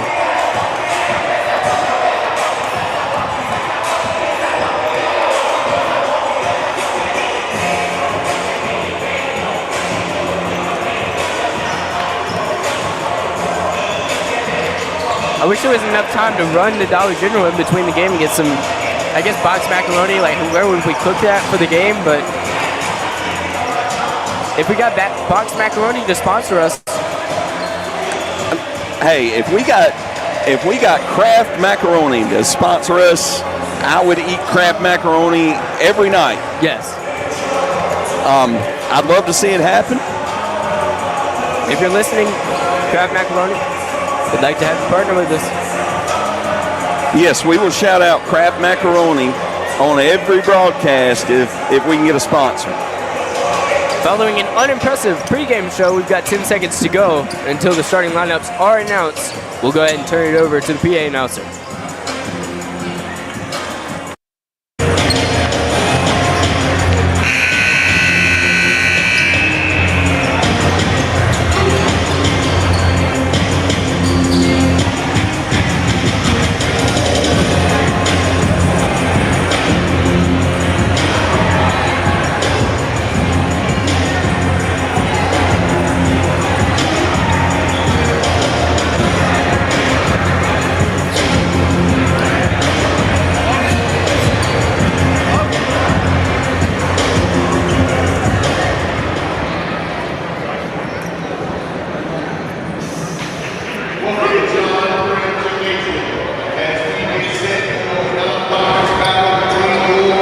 Northeast and the Morehead Panthers.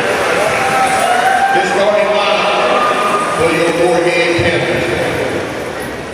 Number 1, Captain Ford. Number 3, Titus Wood. Number 5, Roy Thompson. Number 22, Zachary Ware.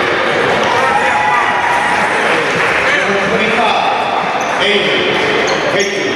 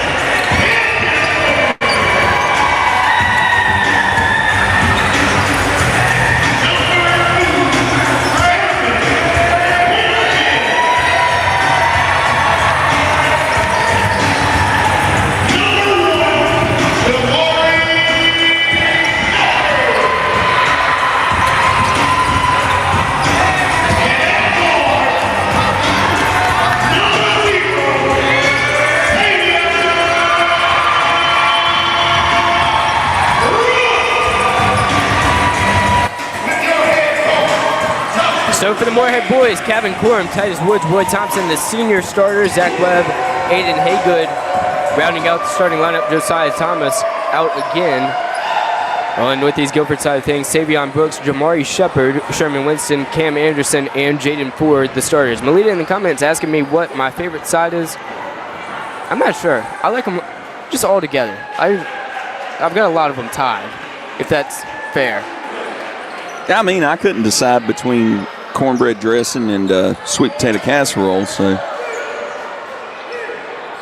that's fair. What are your ties? I like rolls. I like macaroni. Ham's the main dish, but I like that the best. I like deviled eggs too. Just all Oh sorts yeah, of things. deviled eggs are goated. Oh yeah. So here comes the jump. Titus Woods at midcourt. So last game against Eastern Alamance, he didn't go for the tip.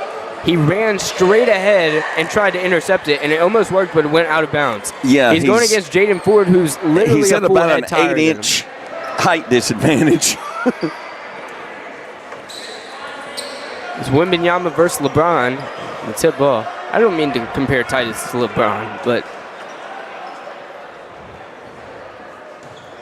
size-wise. Yeah, the size differential. Jaden Ford. Here's the tip. Woods doesn't go for it, but he's unable to get the ball. It looks like Ford knew it was coming, and he tipped it to the side. Northeast Guilford Rams with the basketball. Kick out. Corner three. Starts it off badly, though, with a miss. Woods pushes the other way. Man defense from Northeast Guilford. Cross-court pass. Tavion Peterson puts it up with the right hand. He's already in. Wasn't named a starter, but he'll get it off the glass. 2-0 lead for Morehead. Savion Brooks dribbles. Guarded by Woods. Corum gets overzealous, but it's thrown out of bounds.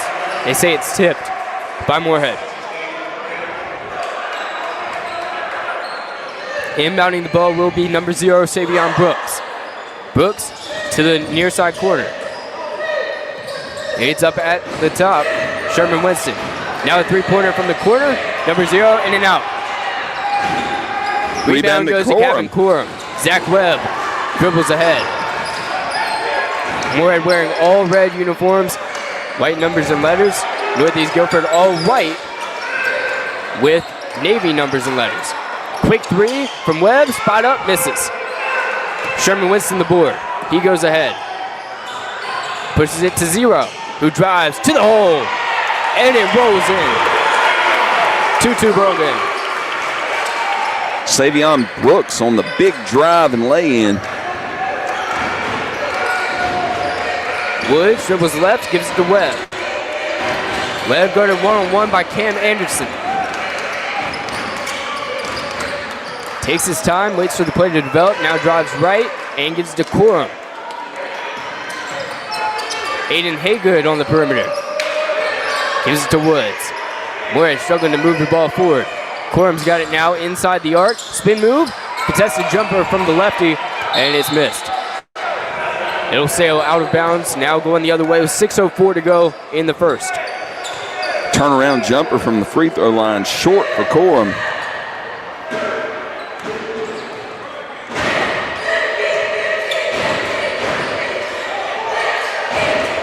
Knocked out of the hands of Anderson, but was overthrown too high, and it tipped. But Savion Brooks will save it.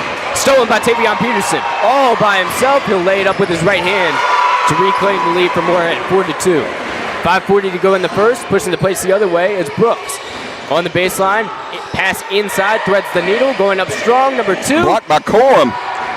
Offensive rebound, and he will get it to right away. Jamari Shepard, that is. Tie ball game once again. Titus Woods guarded in the backcourt by Woods. Or Titus Woods guarded by Brooks. And that's blocked off by Sherman Winston.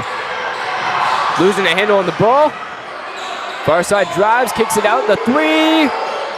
Northeast Guilford fails to get their first lead of the ball game. Offensive rebound though, up with the left hand, he misses. Tipped into the air off the bottom of the rim. Northeast Guilford again with the rebound, and Cam Anderson will make it count. So 3 baskets, 3 different scores for the Rams, and a 6-4 lead with 4:44. Woods loses it in the backcourt. Timeout called. Damian Price. Tonight's broadcast brought to you by Tri-State Steel in Reedsville, distributing quality metals for over 30 years. Our clients range from mom and pop shops and building contractors to large manufacturers and fabricators. Visit us at our 6,000 square foot, fully stocked retail metal superstore at 2513 Richardson Drive. We can help you meet your homeowner or hobbyist needs. Open Monday through Friday from 8 a.m. to 5:30 p.m. and Saturday from 8 a.m. to noon. From pipe bollards to square tubing to finger guard material and more, our retail metal superstore has several quality metal products in stock in various sizes and ready to be cut to your exact specifications. Call for a quote at 336-280-4859. That's 336-280-4859 for Tri-State Steel a valued community member. Woods dribbles forward, guarded by Brooks. Gives it to Peterson on the baseline, loses the hand on it, throws it into Corum. What a save. Corum goes up, and he loses it off his left hand. It goes out of bounds. Now, Corum was all the way behind the basket there. Not sure what he was trying to do with it. Far side corner three. Number 15 misses. Number 15 for Morehead rebounds. No, it's not. Taken away. Nate Newman takes the rebound away. Now up to number 3. Driving along the baseline is 1, and a travel's call.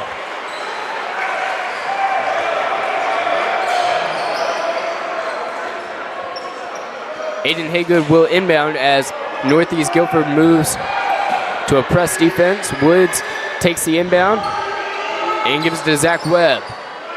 Webb to Woods. Woods over to Aiden Haygood. Haygood drives left, kicks it out. Tavion Peterson, the 3, in and out. Misses. Rebound Newman. Newman, though, has it intercepted by Peterson. Peterson kicks it out. Corum the 3. No good. Fight for the rebound. Peterson's on the ground. Newman comes away with it, though. Brooks, nice behind the back move. Makes Woods miss and gets the layup to fall. Was that Shepard? I believe it was Brooks. Now on the other end, though, Peterson responds. 8-6 now. Northeast Guilford in the driver's seat. Here's the shot, blocked by Webb. Webb, one of the shortest guys on the court with the block. Right place, right time. Jump ball now. Morehead keeps possession.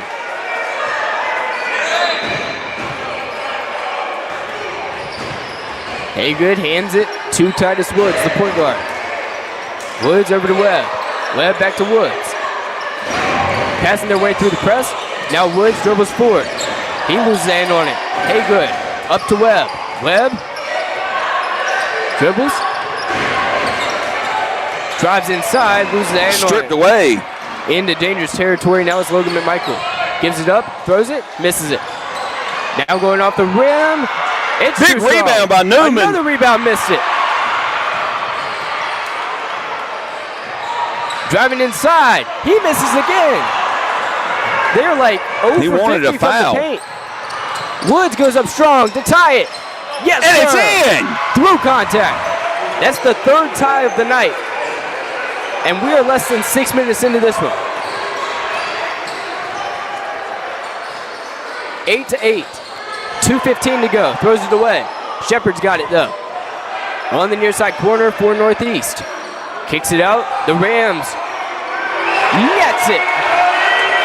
3-pointer for Logan McMichael off the cross-court pass by Newman. Now 11-8 with 2 minutes to play in the first. Woods dribbles left and crosses midcourt. Peterson to respond. If Off this the was mark. worse, Rebound to he didn't. Corum. Thrown away by Corum. Savion Brooks drives, puts it up through contact. Foul called. Blocking foul on Webb. Oh, no. Webb a Is little able slow to back get up.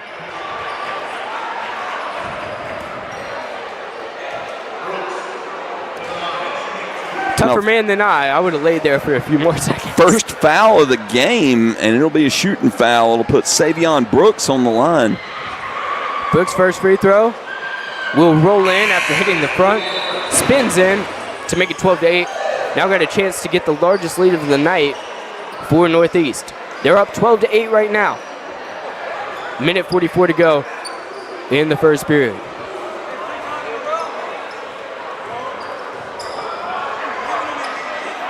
Second free throw is good as well, making it 13-8.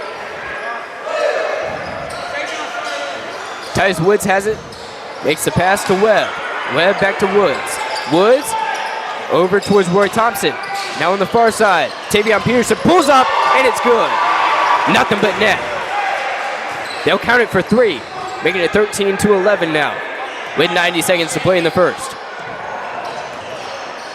Logan McMichael is double teamed by Woods and Corum. Thrown away to Peterson.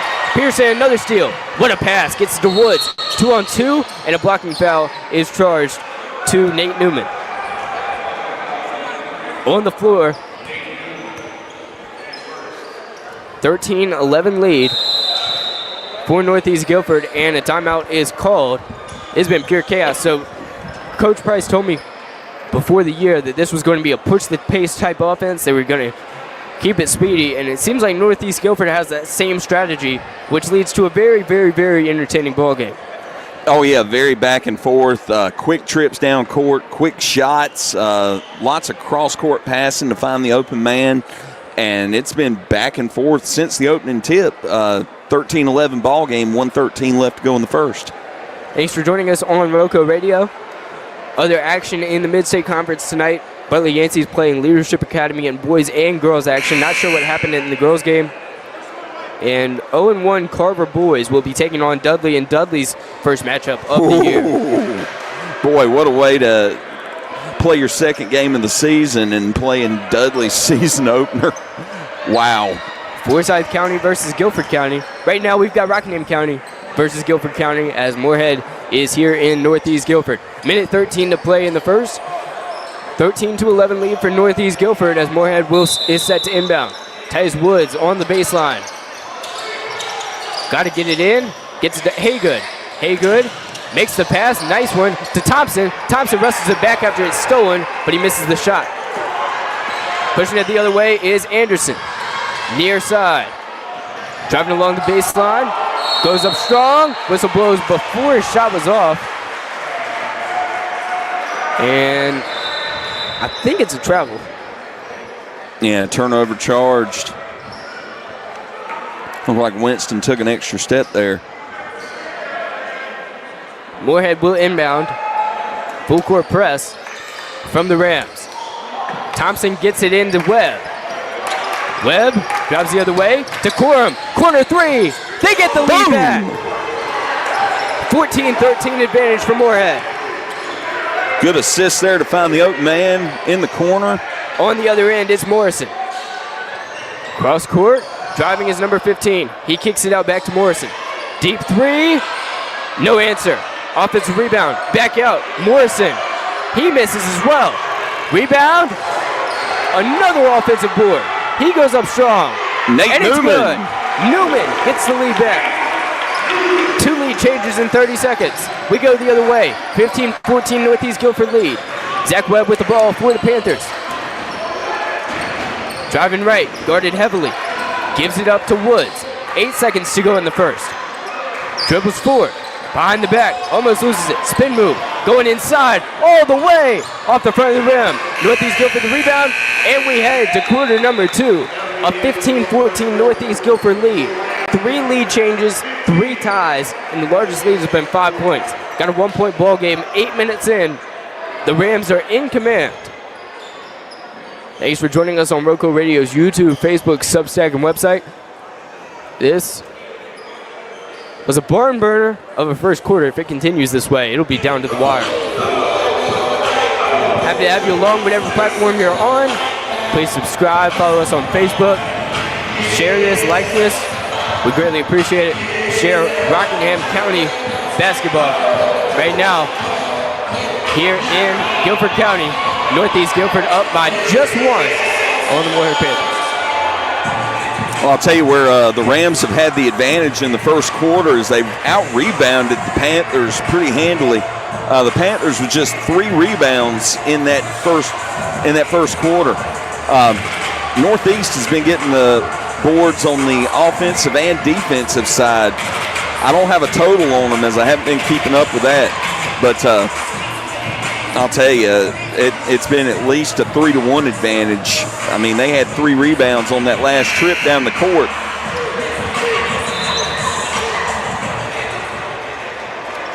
Here we go. Quarter number 2. Panthers 6 of 15 field goals, 2 of 6 from 3-point range in the first quarter. Northeast Guilford will start it with the ball. Inbounding is number 23, Jaden Ford. Ford gets it to Winston. Winston to Shepard. Shepard back up. Deep three-pointer. No good. Off the left side. Offensive rebound, though. Northeast Guilford has been crashing the boards tonight. Driving. Winston kicking out. 2-pointer. In and out. Rebound to Woods. Woods gets across midcourt. Gets to Corum in the corner. Corum holds on, passes it to Thompson. Dangerous pass, but Thompson comes down with it.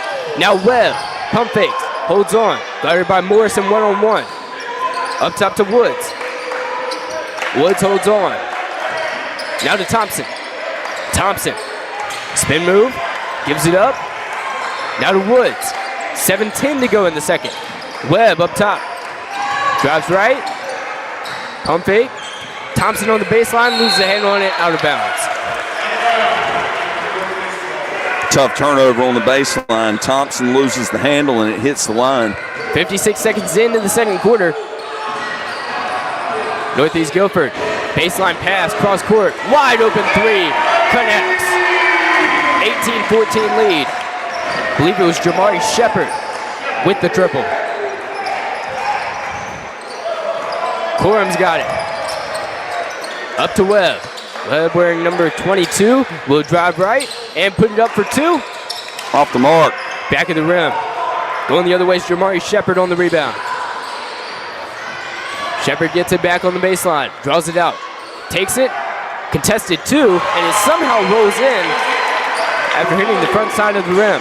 Now a 20-14 lead. And a quick 5-0 run gives the Rams a 6-point lead. Corum can't answer. Going the other way, it's Jamari Shepard.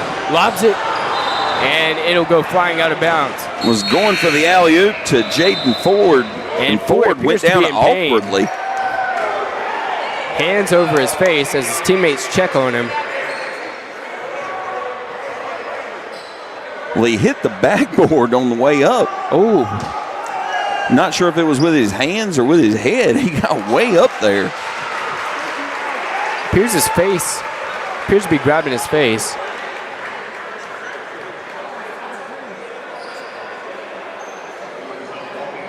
He'll walk back to the bench. And he appears to be doing a little bit better now after initially being shaken up. 6:06 to go in the second. Largest lead of the night for the Northeast Guilford. They're up by 6. Morehead trying to cut into this 20-14 deficit. Woods, spin moves, gives it to Thompson. Thompson takes it to Corum. Corum drives inside. He's had a slow start. Gives it to Webb.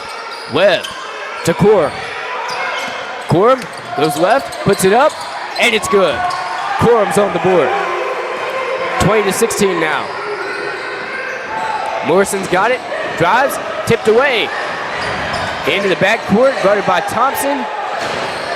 Loses a handle on his feet. Crossed himself over. He's trapped by 3 Morehead players. Gets it away. It's stripped. Morrison comes away with it somehow. Shepard now goes inside. It's off the backboard in the rim. Corum with the rebound. Defensive board for Corum. Drives the other way. Corum holds on. Tries to get it to Woods, and there's a foul called. Charge to Morrison. Morrison got a little overzealous going for the steal. Bumped into Woods there. 5:08 to go in the second. Morehead down by 4.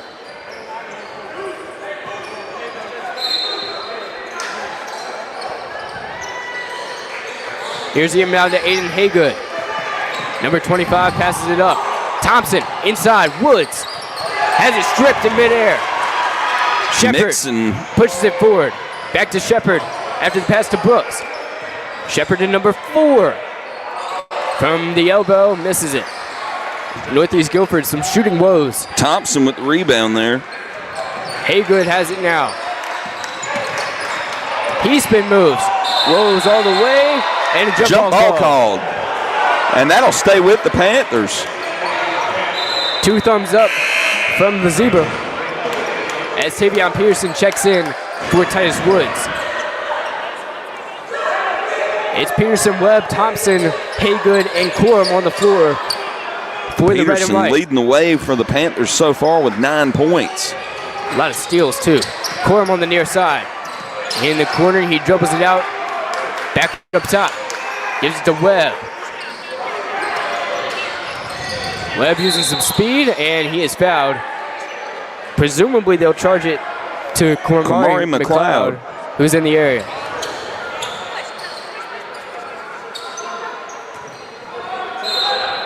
Second team foul on the Rams. Pearson gives it to Webb with 4.5 to play in the first half. Now it's Quorum at the top of the key. Peterson holds on and gives it to Thompson. Thompson up to Webb. Webb pulls the three, hand in his face, and he misses it. Halfway through the second now. Three-pointer, wanted the foul. Peterson gets it, and he finds Quorum straight ahead. Quorum all by himself, gets the left-handed layup to cut the deficit in half. It's now 20-18, Northeast Guilford with the advantage. Up top, guarded by a three. Gonna hold on, guarded by Haygood. Kicks it to the corner. Now it's up top. Number 0 misses it. Looked like rebound to Peterson. Whistle blows. It'll stay on the Rams half of the court.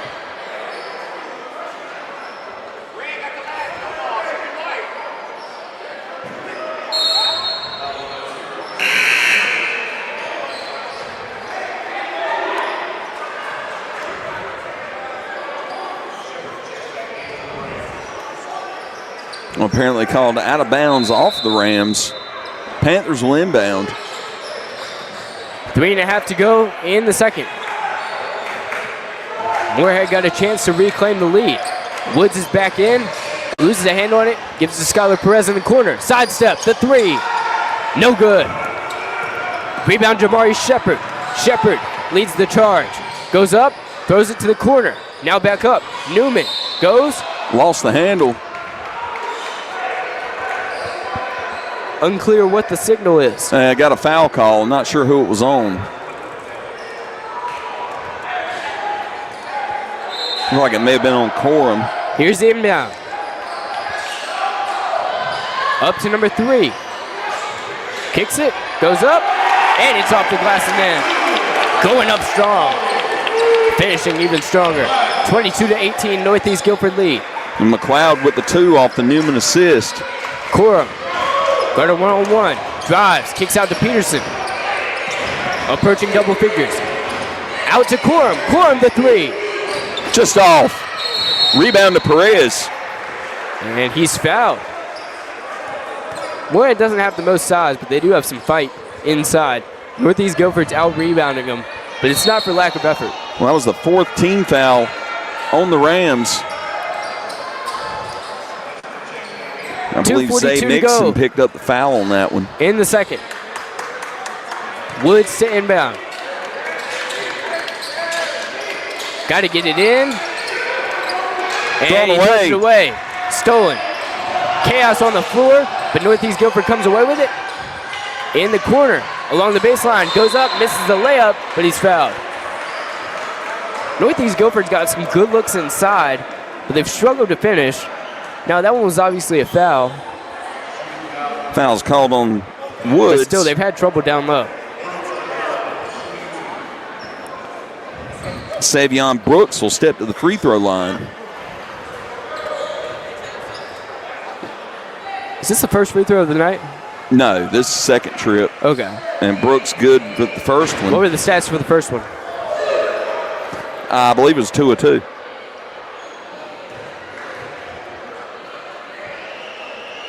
NEGHS, 4 for 4 from the free throw line tonight. Timeout called. With 2:33 to go in the second. 24-18 ball game. Northeast Guilford in the driver's seat, but Morehead set to inbound. 3 lead changes, 3 ties tonight.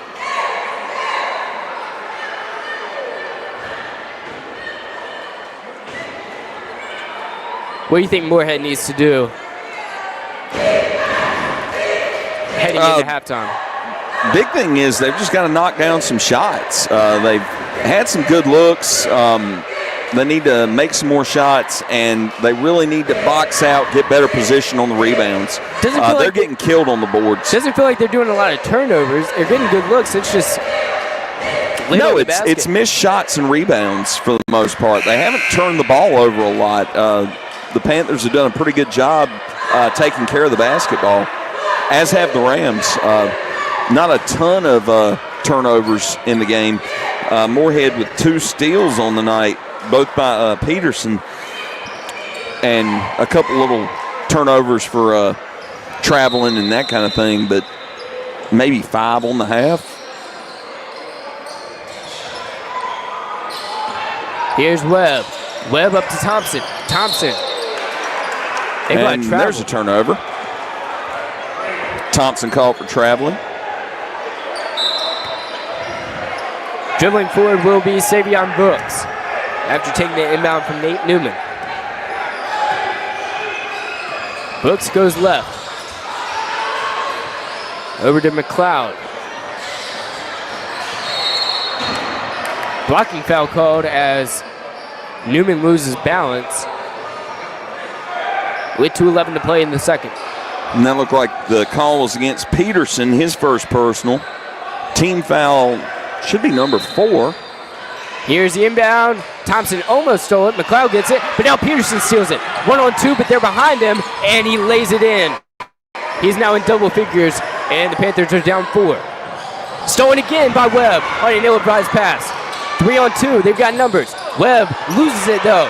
Stolen by Winston. Inside, and it is two-handed jam.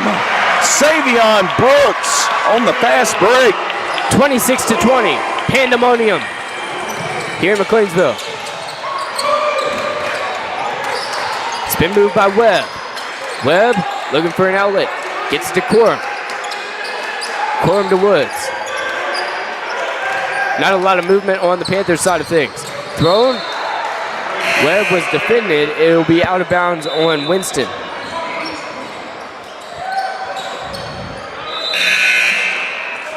Jaden Ford will check back into the game for the Rams. And Aiden Haygood back on the court for the Panthers. 85 seconds to the break. Here's Peterson. Gets it in to Corum. Corum holds on. Inside, Thompson. Holds on. Misses it. Haygood, rebound. Goes up strong after the dribble. Misses it. Through the legs of number 0. Haygood flies onto the ground. Grabs the ball. And it's a jump ball. Haygood. And it will go with the Rams. Possession arrow.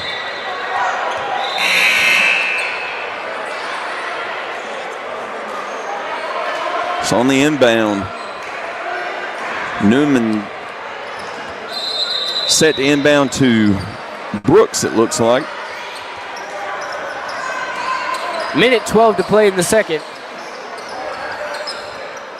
As a timeout is called, Northeast Guilford cannot be satisfied with this 6-point lead with how this game's going.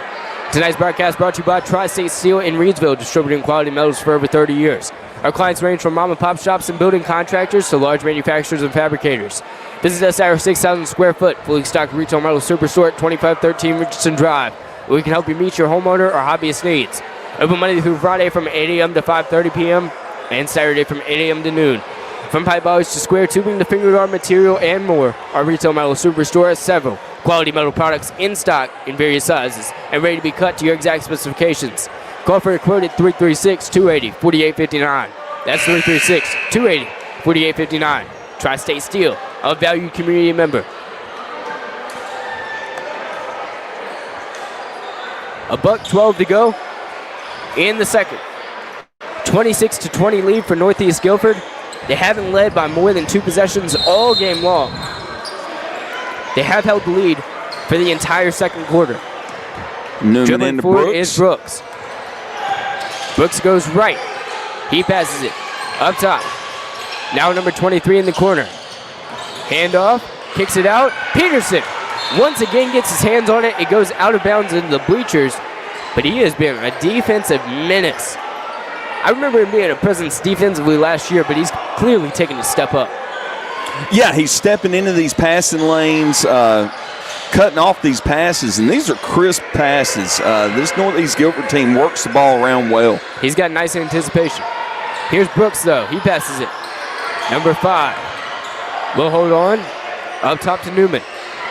Swinging it around the perimeter. Ball flies out of bounds, and it'll go the Panthers' way with 38 and 2/5 Out of the reach of second to go. Brooks on that one.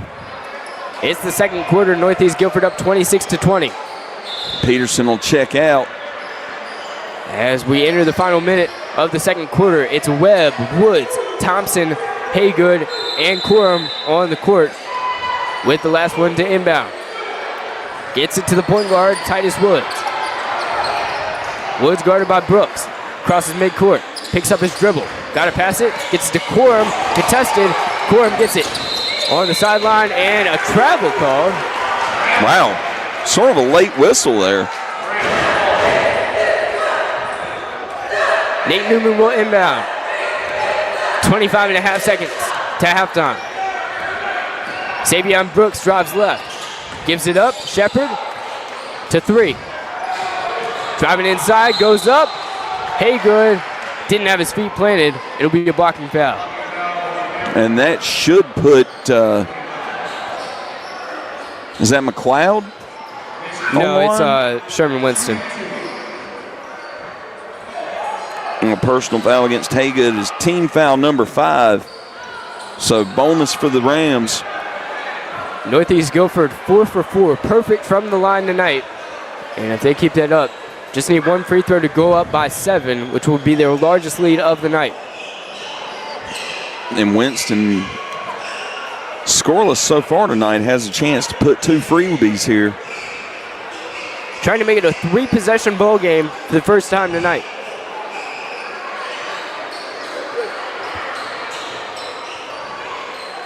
Free throws haven't been shot yet, as the players were hitting the court with their shoes, maybe water spilled or something.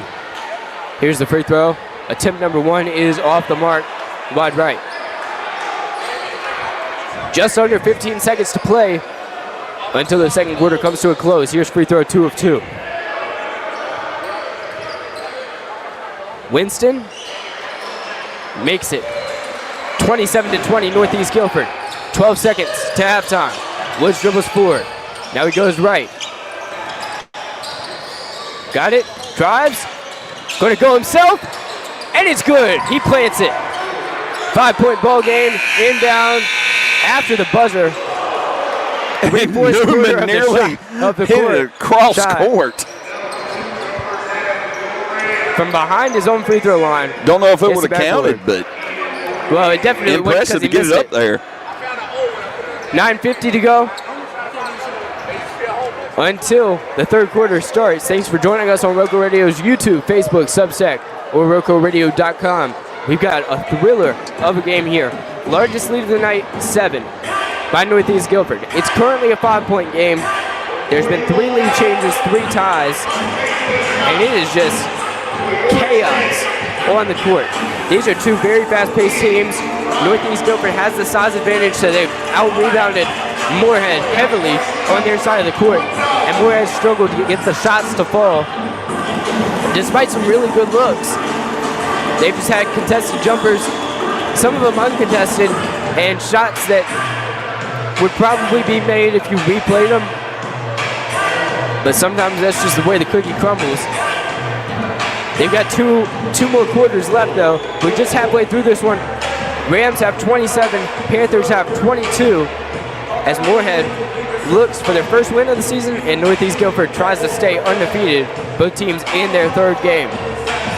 Well, Kevin Corum with 7 first-half points for the Reidsville Rams. Titus Woods with 4. Let's see, Tavion Peterson has 11. And I believe that does it for the I don't remember him being Panther 11 scoring. all season long last year in a full game. Yeah, Tavion Peterson has really broke out tonight. 11 points, a couple of rebounds and assists, 3 steals. Kevin Corum with 7 points, 3 rebounds. Titus Woods, 4 points, a rebound and 2 assists. And some other Panthers contributing. Zach Webb with a rebound, 2 assists, a steal, and a block. Kevin Corum added a block of his own. Aiden Haygood with a rebound in there. And Roy Thompson with a rebound. The Panthers, 10 of 27 field goals in the first half, 2 of 9 from beyond the arc. So not the greatest shooting performance, but the biggest thing that I've seen is the lack of free throws in this game. With the Northeast Guilford Rams shooting 6 in the first half, Morehead Panthers did not go to the free throw line. So the officials have been letting them play here tonight. It's been a pretty clean game. Morehead with only 5 fouls in the first half. And Northeast Guilford Rams with only 4. Northeast scoring led by Savion Brooks with 10 first half points. Jamari Shepard added 7. Sherman Winston with 1. Nate Newman with 2. Cam Anderson with 2. Quamari McLeod with 2. And Logan McMichael with 3 to give the Northeast Guilford Rams a 27-22 halftime lead. And worth mentioning, not even just worth mentioning, we can't stress this enough. Josiah Thomas being out definitely impacts this team. Oh, absolutely. You know, Josiah Thomas, the senior guard / forward, you know, was a big part of the Panthers' success last year. And I'm not sure what's going on with him right now. Hopefully he returns to the lineup pretty soon. It'll be a big boost to this Panther team having him back on the court.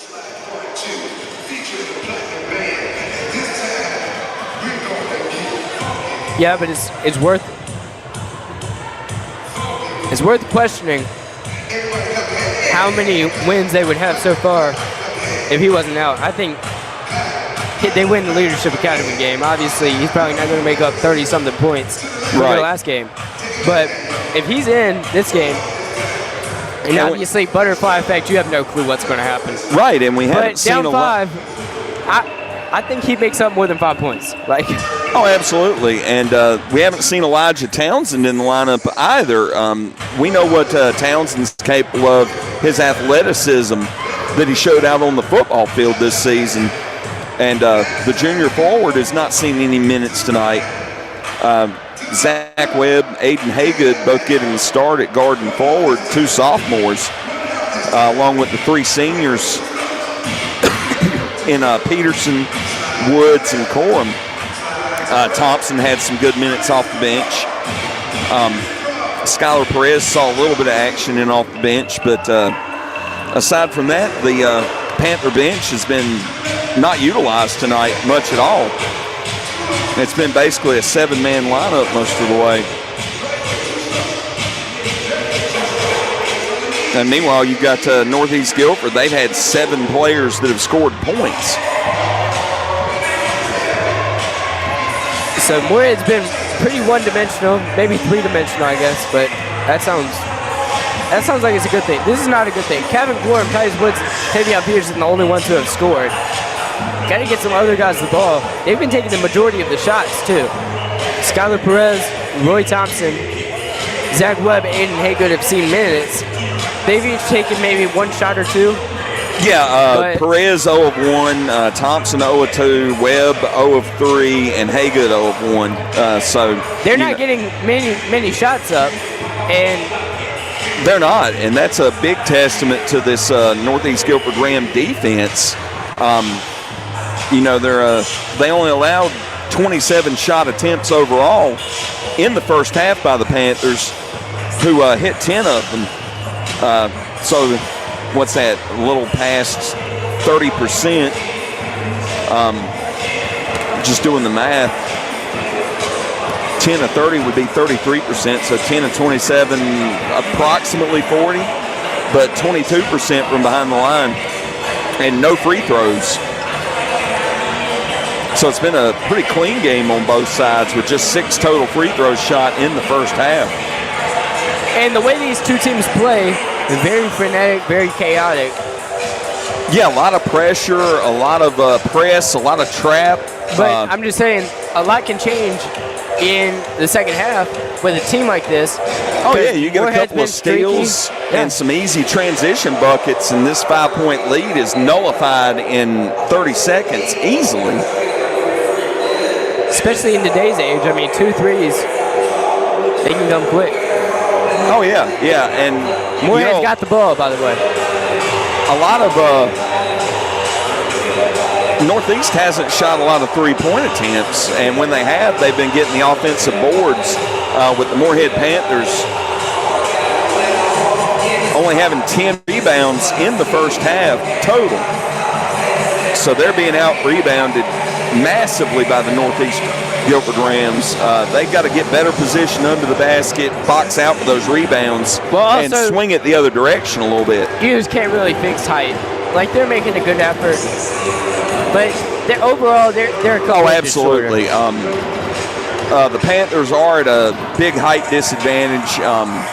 Newman is taller than basically anyone that the Panthers have. Jaden Ford is a good 4 to 6 inches taller than anyone else that Morehead has. It's tough to rebound when you're outsized by 3 to 6 inches every position on the court. So if you had to pick one thing to narrow down to offensively, I feel like it's probably just make the shots. It's nothing scheme-wise that's not working. No, I mean, they're getting their looks. And 10 to 27 in high school basketball with that field goal percentage, that's about average for a high school team. They've got to concentrate on getting, I think, better looks, more open shots, and maybe take it in hard to try and force some fouls, get some free points on the free throw line. I noticed Morehead shot a lot of jump shots, not really going to the hole, and maybe driving in, getting some of these guys, these bigger guys, these taller guys, into some putting them in some free throw trouble. Maybe could be a strategy change that the Panthers could look at. We are approaching the start of the third quarter. Morehead will keep the ball. Last play of the second quarter was Tyson Woods cutting it to 5 by taking it all the way. The hole might not be the tallest, but he's not scared to go in the lane. And we'll see if Morehead can pick up some momentum. Down 5 in the third. Thanks for joining us on Local Radio's YouTube, Substack, Facebook, or the website. Subscribe to the Substack and the YouTube, and follow us on Facebook. Don't miss a minute of our high school basketball or football coverage in this 2025-26 season. Kevin Corum will inbound as Morehead will head to the other side of the court. He'll get it into Woods. Woods picked up one-on-one by Jamari Shepard in the backcourt. Woods now dribbles left. Gives it to Corum, far side. Corum back to Woods. Woods, Haygood inside. Oh, what positioning. And he gets it in to cut it to a 3-point ball game. Well, Haygood with his first 2 points off the Woods assist. 1 possession game now. At the elbow, inside, kicks it out. Swinging it around the perimeter, the 3. Cam Anderson nets it. Extra pass nets Cam Anderson 3 points. Assist to Brooks. 2 teams trade baskets. 30 seconds in to the second half, and it's stolen. Savion Brooks all by himself. Two-handed jam off the steal. 32 to 24. Zach Webb has it. Trying to make it up court. Gives it back to Woods. Woods will cross the plane. Webb's got it guarded by Shepard. Webb the crossover. Spin move. And a foul call. A little over-aggressive on the defensive side there. Gets on his arm. That's against Jamari Shepard, his first personal. 6:52 to go in the third. Northeast Guilford by 8. Corum to inbound from the sideline. Gets it to Thompson in the backcourt. And it's a backcourt violation. touched his hand on Morehead's side of the court. Didn't secure it till the backcourt. And a minute 10 into the second half. That's a forward taking an inbound and doesn't have the court presence that a lot of guards have. Here's Shepard. Guarded by Webb. Titus Woods from behind. Steals it. Webb comes up with it. Webb goes the other way. 3-on-2. Over to Woods. Woods goes up. He misses.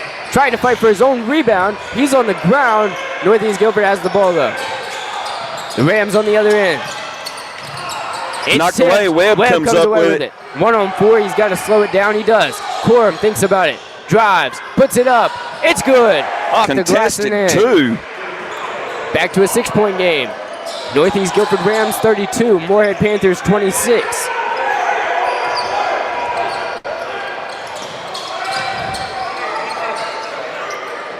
Far side corner. The 3. It's good. 9-point advantage for Northeast Guilford. Sherman Winston on the 3 ball. 8 points in about 2 minutes. Aiden Haygood gets it. Woods finds Haygood down low. Haygood putting himself in a matchup position for these shots. Here in the third quarter. Shot, and we're going to have a foul. These two teams, they're not tired at all from the first half. They're coming out with the intensity of a team who hasn't played in months. Right. It's like no fall off between the first half and the second half. No signs of fatigue. Shepard will step to the line off the foul by Woods. Woods' second personal. It's the 4th trip to the line for Northeast. That free throw's good. They're 6 of 7 from the charity stripe tonight. And Shepard with point number 8 on the night. Now 36-28. Second free throw, off the rim. Offensive rebound, Shepard throws it in, and Webb gets it. They'll call a foul, or they'll call it out. And so it was out off of number 2, Sherman Winston. So Panthers will get the ball. Roy Thompson to inbound. It's a full court press from Northeast. Man defense as Woods dribbles forward. Picked up by Savion Brooks. The red and black from Eden trying to cut into this deficit. Woods loses it on the way up, out of bounds on Northeast. Fans and coaches unhappy with the call, but Morehead will take it on the baseline. Woods will inbound to either Pearson, Haygood, Thompson, or Corum as they jockey for position inside. Goes to Corum in the corner. Corum dribbles left. Draws it back out, gets some breathing room. Man defense from Northeast. He's picked up by number 23, Jaden Ford. Now on the near side, it's Woods. Cross-court pass. Haygood, who's got 4 in the third, puts it up. He's got 6 in the third. 3 minutes in, he's got 3 baskets in each minute of the third quarter. They're now down 36-30. Haygood gets it. Haygood. Ford. Inside, though. Puts it up, and he's fouled again. Shepard heads to the line. And that looks like it's going to be charged to Thompson, his first personal. Northeast Guilford, 75% from the line.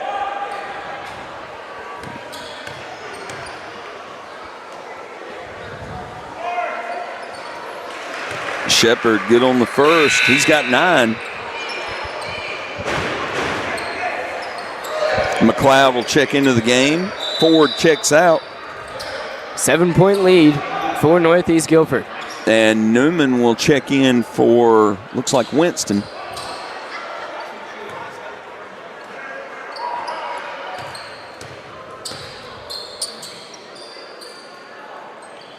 Northeast Guilford up 8 after the successful line trip.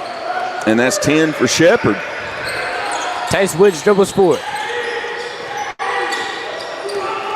Going ahead, pushing it, and he loses a handle on it. Northeast Guilford, 2-on-1. Roy Thompson, the only man, gets beat.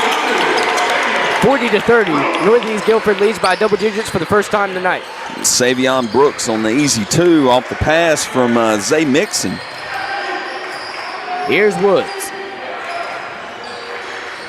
Gives it to Quorum in the corner. Inside, Haygood posting up, going up strong, blocked, gets it back, goes up again, doesn't get the roll. Thompson tries for the rebound, unable to get it. On the other side, Zay Mixon goes up strong, tries for the end one, just misses. Halfway through the third quarter, it's a 40-30 Northeast Guilford lead. They've outscored Morehead by 5 this quarter. And that foul called on Titus Woods, his third personal.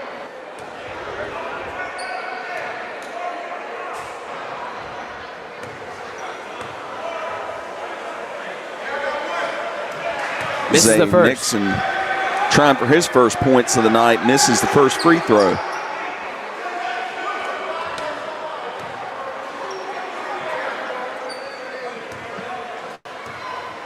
Mixon, who averaged 5.6 per game last year, stays at 0. Quorum almost loses the ball out of bounds, throws it back into Northeast, who throws it back in to Tavion Peterson, who scores on the other end. What did I just witness? You witnessed a steal and a layup. That's high school sports for you. Now there's a foul. Thank you for slowing this down. I witnessed like 3 steals and a foul. And a layup. Oh, who'd they call that foul on? I'm not sure.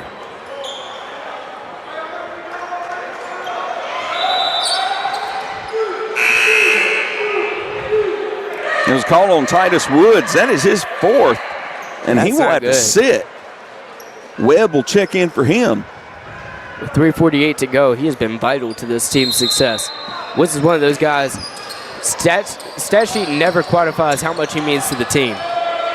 Going Zay up. Mixon with the shot through the contact. Now back up 10. Are these Northeast Guilford Rams?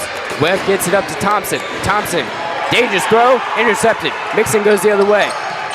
Northeast Guilford draws it out. Thinks about a 3. Drops in. Steps out. The shot. Misses.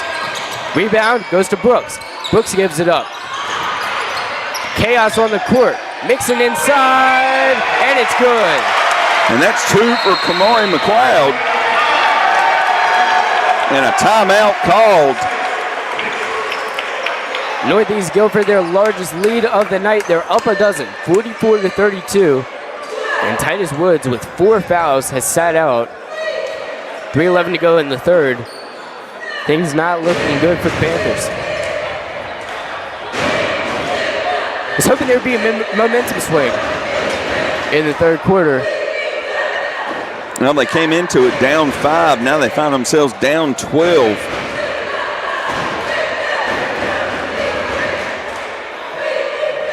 Third quarter, 17 for Northeast Guilford. 10 for the Panthers.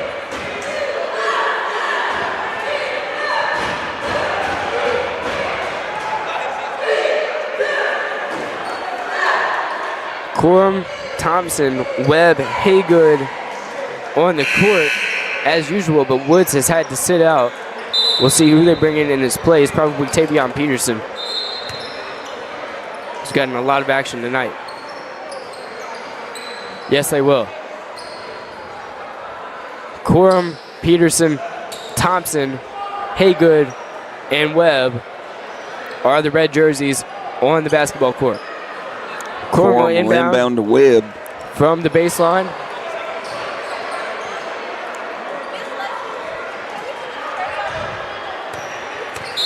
Webb will bring the ball up. Can be guarded by Brooks. Gives it back to Quorum, passing through the press. Now to Peterson. Peterson back to Webb. Webb dribbles ahead. They cross the plane. Quorum now. Spot up 3. Off the mark. Rebound to McLeod. Fight for the steal. Thompson almost had it. He holds on, gives it to Mixon.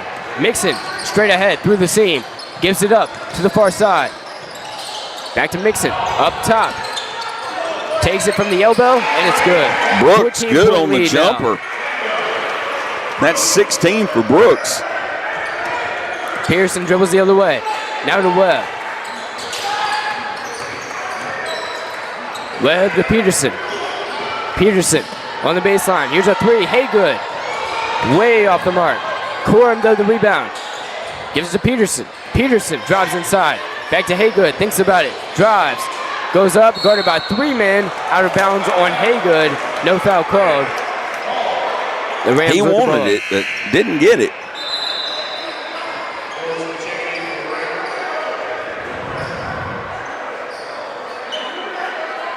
.2:11 left in the third period. It's a 46-32 Northeast lead over the Panthers. Brooks will check out. Up top, now on the wing. Inside on the block, guarded by Corum. McLeod passes inside. Mixon is fouled on the way up. It's not Mixon, it's Winston. And that foul's charged to Corum, his second. Things are getting out of hand here for the Morehead Panthers. And with 1:55 left in the third, the Rams will remain in the bonus for the remainder of the third quarter. Northeast now 9 for 13 from the free throw line. Winston, the first one good, his 5th point.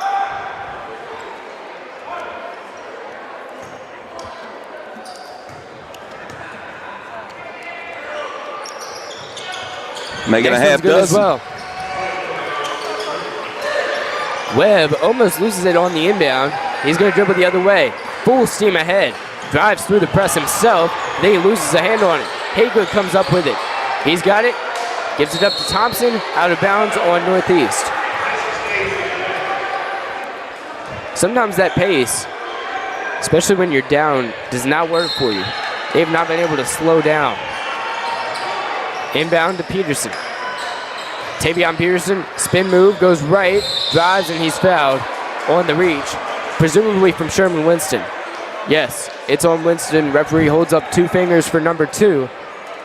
Morehead down by 16, largest deficit of the night. Winston's first charged foul. Team foul number 2.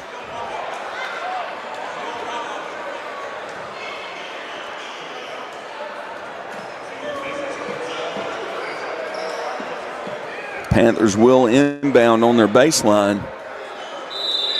Webb take it out. Webb trying to find somebody. Gets it into Haygood. Haygood goes up strong, but he loses the ball. Going the other way is Northeast. The cloud goes up off the side of the backboard. Rebound to Corum. Takes it, blocking foul. That was Newman. Wrong place, wrong time. With less than 90 seconds to go in the third. 48-32 Northeast Guilford lead. Newman gets his second foul called against him. They scored 27 points in the first 16 minutes. They've scored 21, 6 minutes, 33 seconds in to the second half. And that's what a high-paced offense and defense can do. They can put up points in bunches in a hurry. Capitalizing on those second chance points more than they did in the first half. They were really struggling. Even though they got the offensive rebounds, they couldn't finish. Now the tides have changed. Ford will check in. Roy Thompson to inbound. Tavion Peterson and Zach Webb in the backcourt. Full court press. Gets it into Peterson on the high inbounds. Webb dribbles the other way. Minute 20 to go in the third. Gives it to Thompson. Thompson into Haygood. Tipped. Haygood comes away with it. Haygood. Spin move. Inside. He's fouled. Morehead will head to the line to shoot 2 for the very first time all night long. Not sure who they charged the foul on there. And 46 seconds in. Looked like it was on Ford, his first. Haygood takes 2 dribbles and swishes the free throw.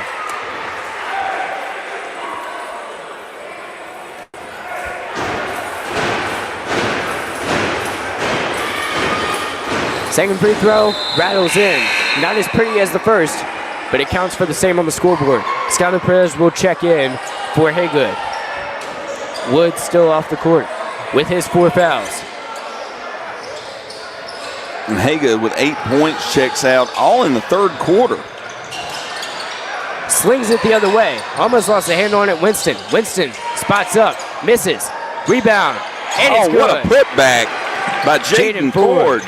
Able to reach over Perez because of the height disadvantage, or the height advantage for Ford.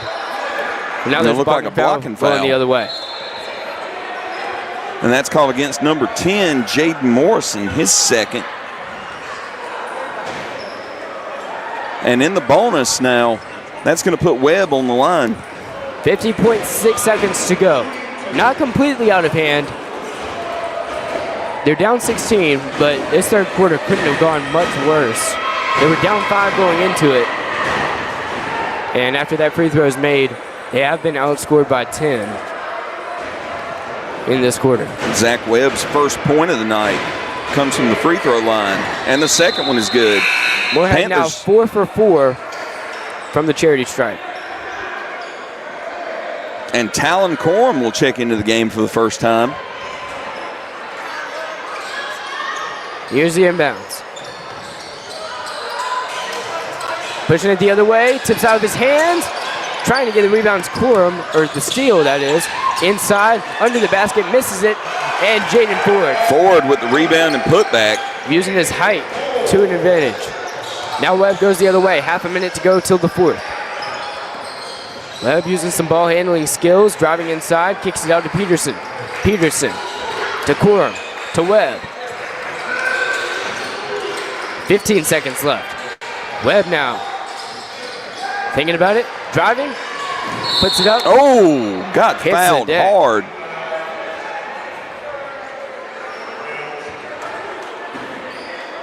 And that's called against Sherman Winston, his second personal. That's going to put Webb on, or not Webb, it is Webb, on the free throw line. For attempts 3 and 4, he's a perfect 2 of 2 from the stripe. Webb makes the first. 52-37 now. 11.4 to go in the third.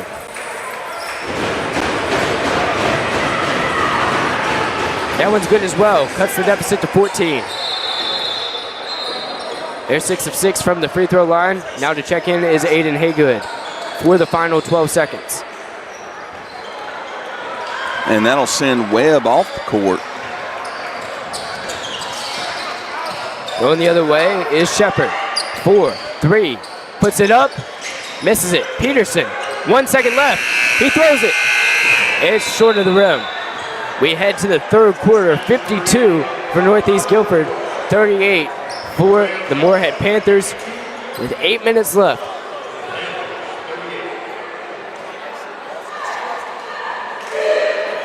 Third quarter did not go as planned. 25 points in the third to Morehead 16. Put up 27 points in the first 2 quarters, and in the third they put up 25, almost matching their total from the first half. Quarter number 4 should be interesting as well.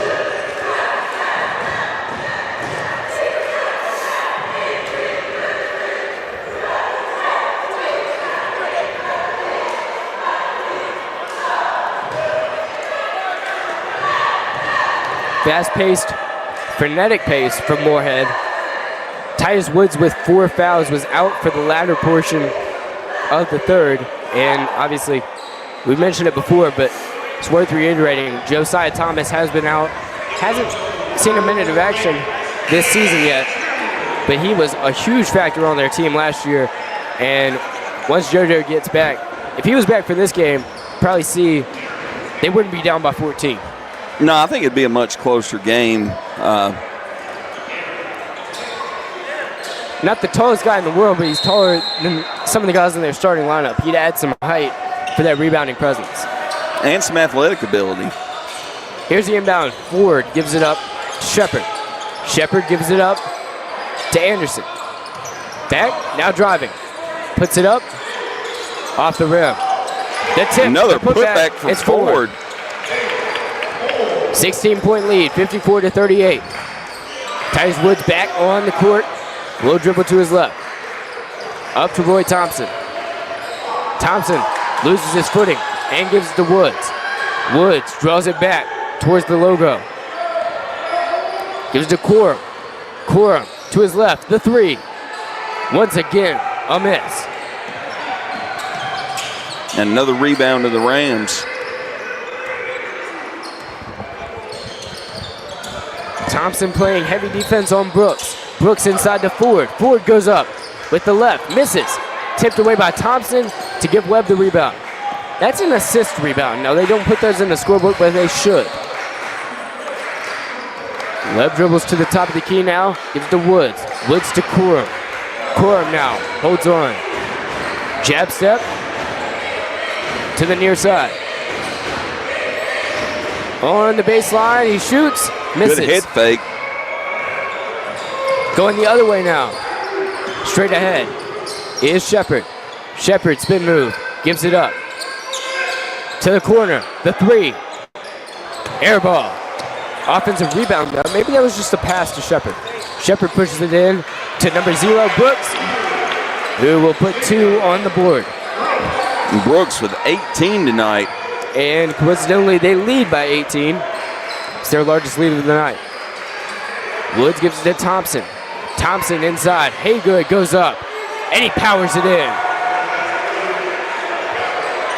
56-40 now. Assist to Thompson, bucket for Haygood. Haygood has 10. All coming in the second half. Haygood with the interception. Pushes it the other way. They've got numbers. He's going to pass it up to Webb. Webb goes to his right. Draws it back out. Got to find a man. He finds Corum. Corum wearing number 1. Goes right. Thinks about a 3. And he's going to pass it inside to Haygood, who's fouled from behind. Cam Anderson, body language-wise, it appeared it was off of him. The foul was, that is. Yep, looked to be. Team foul number 1. Cam Anderson's first personal. Sherman Winston will check back into the game. Jamari Shepard will come off. 5:33 to play in regulation. Cam Anderson will come off, and Jaden Ford will come off. Thompson holds it, gives it to Woods. Woods, spin move to Thompson. Thompson, it's true. Thompson with his 56-42. first bucket of the night off the Woods assist. Going the other way. Sends it out of bounds. Nice pass. Bounces off the hands of McLeod. Just unable to hold on to it. Here comes the inbounds. Northeast Guilford not letting their foot off the gas pedal. They got a full court press. Webb goes the other way. Trying to pass through the press. He gets to Woods cross court. Woods behind the back move. What a move. Now he spins. Another spin move. Drives inside. And a jump ball is called. Coincidentally, Woods Tyus wanted a Woods foul. jumped directly in the air. Now, maybe he was just signaling that was his reaction to a jump ball. He was practicing. Possession error, though, because it's not the NBA. Here comes Woods to inbound.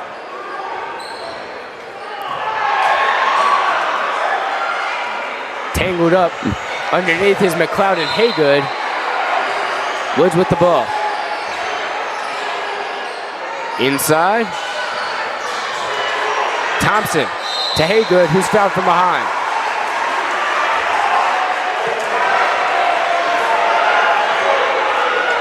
Foul called against Kamari McLeod, his second personal. Team foul number 2.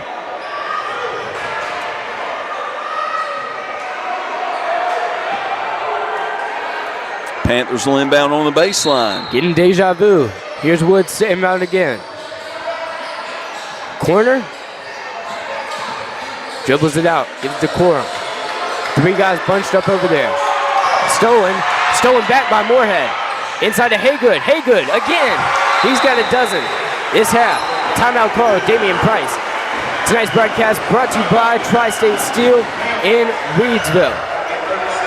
Distributing quality metals for over 30 years. Our clients range from mom and pop shops and building contractors to large manufacturers and fabricators. Visit us at our 6,000 square foot, fully stocked retail metal superstore at 2513 Richardson Drive, where we can help you meet your homeowner or hobbyist needs. Open Monday through Friday from 8 a.m. to 5:30 p.m. and Saturday from 8 a.m. to noon. From pipe polish to square tubing to finger guard material and more, our retail metal superstore has several quality metal products in stock in various sizes and ready to be cut to your exact specifications. Call for a quote at 336-280-4859. That's 336-280-4859. Tri-State Steel, a valued community member. Morehead down by 12. They were down by as many as 18 in this very fourth quarter. 4:36 to play. Damian Price calls timeout after Aiden Haygood gets his 11th and 12th points of the night, all coming either inside or at the free throw line. Here comes the inbound for Northeast Guilford as Morehead moves to a full court man-to-man defense. Driving the other way are the Rams. 4-possession ball game, trying to make it 5, and it's stolen by Woods from behind. Wood drives along the sideline, gives it to Peterson. Pearson double team, loses a hand on it. It is out of bounds, going Northeast Guilford's way on the sideline.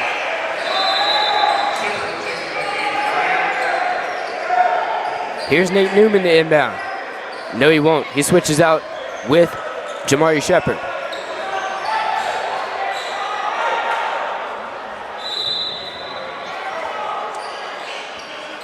A little delay on the restart here for some reason. Shepard inbounds to Savion Brooks. Brooks goes the other way. On the baseline, good defense. Haygood and traveled. Haygood very happy about that call as he gets set to inbound. Nearly halfway through the final quarter in regulation. 56-44, Morehead down by 12. Here in John Prim Gymnasium. Woods dribbles and he is fouled by Savion Brooks, whose knee got in the way. Now Brooks on the reach in, his first personal, team foul number 3 of the fourth quarter.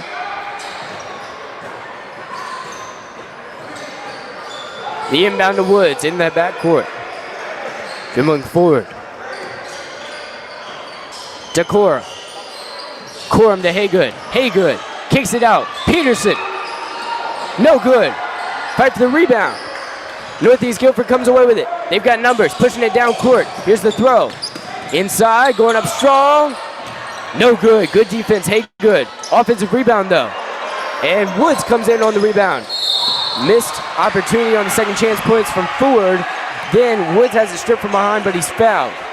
3:35 to go. Morehead down a dozen.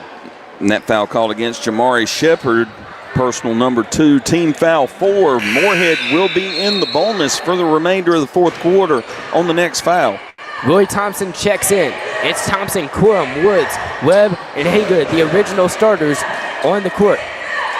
Haygood to inbound. It's the Woods. Woods tells his guys to get down court as he tries to break the press. Good 1-1 by Brooks. Gets it to Thompson. Thompson to Haygood at the top of the key. Dangerous pass, gets it to Webb though. Webb to Corum. Corum! No! Once again. Going the other way now is Northeast. Inside is Ford. Ford misses. Amazing defense from Haygood. And Morehead almost runs loses up it. They go the other way. The 3. Thompson misses. Not Thompson. Webb. Thompson gets the rebound. And a jump ball is called on the rebound attempt as Brooks gets 2 hands on it as well. Now there's less than 3 minutes to go down 12. Haygood will check off. Peterson check back in. They're bringing 3-point shooting in and speed with 2:55 to go. And Skylar Perez will check in for Webb.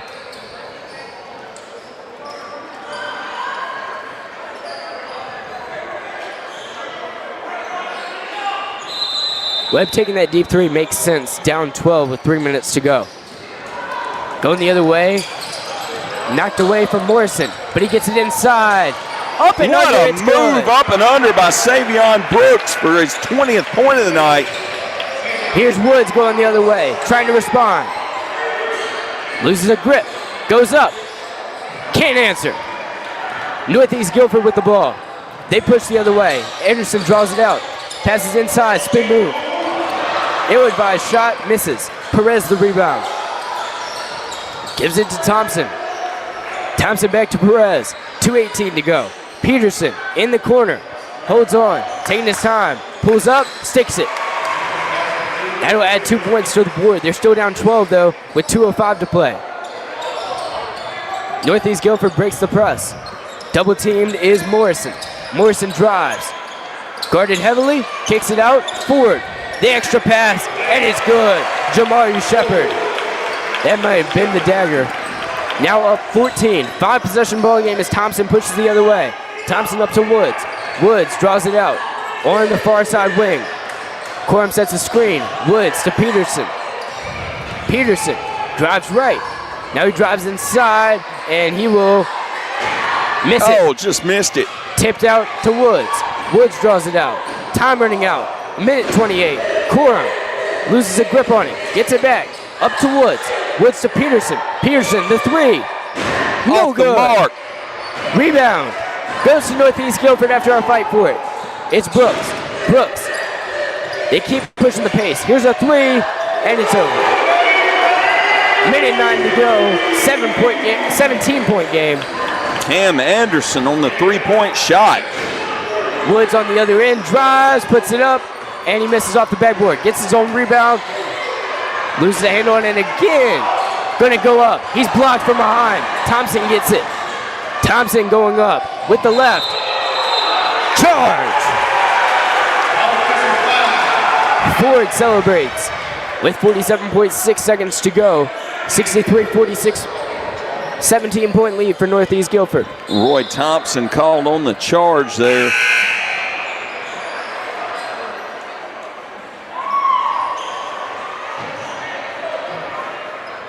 And it looks like the Panthers will clear the bench.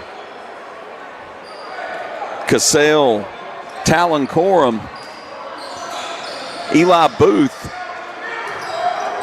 Here's the inbound Marcus going the Taylor. other way. Jaden Morrison with the ball for the Rams. Guarded from behind. Avoids the steal. Gives and it Gabe up. Jones. 3 misses. Offensive rebound. He missed the 3, not 3 times. Blocked shot there for Abdu. Ran about 15 seconds off the clock. Still 31 seconds to go now. Here's the inbound to Ford. Ford, the tallest guy on the court, gives it up to Anderson. Anderson, the 3, in and out. Offensive board, but he loses it. Rebound to Booth. Who's fouled?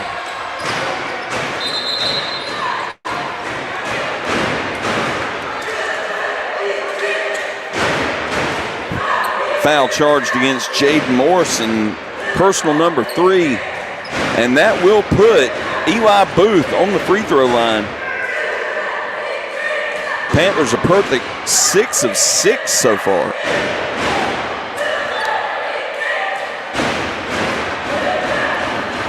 Maybe that's 7 of 7. Eli Booth with his first point of the night.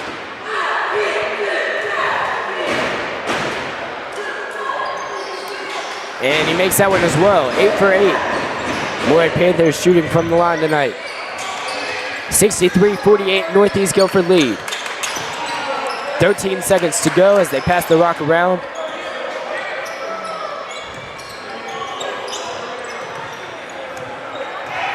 Three. And they will 2, dribble it out. 1. The Northeast Guilford Rams improve to 3-0 with a 63-48 win over the Morehead Panthers here at John Prim Gymnasium. Not a stadium, that would be weird. 15-point win. It was close until a half. First quarter saw 3 ties, 3 lead changes. It looked like it was going to be one of those chaotic down to the wire games. Unfortunately for the Panthers, it was not. Northeast Guilford pulled away in the third quarter, especially outscored Morehead by 10. And in the fourth quarter, they held on, winning this one 63-48 overall. Hatley going to bring you some post-game stats. The main story of the night, without the stats to show for it, is that Northeast Guilford is just a lot taller than the Panthers. And when you're taller, you can grab more rebounds. Weren't as efficient down low, especially in the first half. But, you know, going 1 for 4 just because the offensive rebounds is better than going, 0 for 2. It went down eventually, and Morehead struggled also because Josiah Jojo Thomas was out. He's been out for the first 3 games of the season. Might be why they're 0-3. Thomas, one of the main contributors to the team last year, and obviously his role would only get bigger this year. We look forward to seeing him soon. Tyus Woods got in foul trouble. That didn't help matters, but when he had to start going off the court because of the 4 fouls, when he had to start going off courts because of the fouls, they were already down by double digits. So we head into Thanksgiving. Morehead boys 0-3. We also covered the Morehead girls game. That went a little bit better. Morehead girls improving to 2-1 on the year. But Hatley's going to bring you stats from the boys game. Overall, Morehead Panthers shooting 19 of 52 from the field, 2 of 16 from beyond the arc, but a perfect 8 of 8 from the free throw line. Let's see, they grabbed 23 rebounds overall. Let's see, 13 assists, 10 steals, 3 block shots. Leading the way in scoring was Tavion Peterson with 15. Aiden Haygood added 12. Kevin Corm with 9.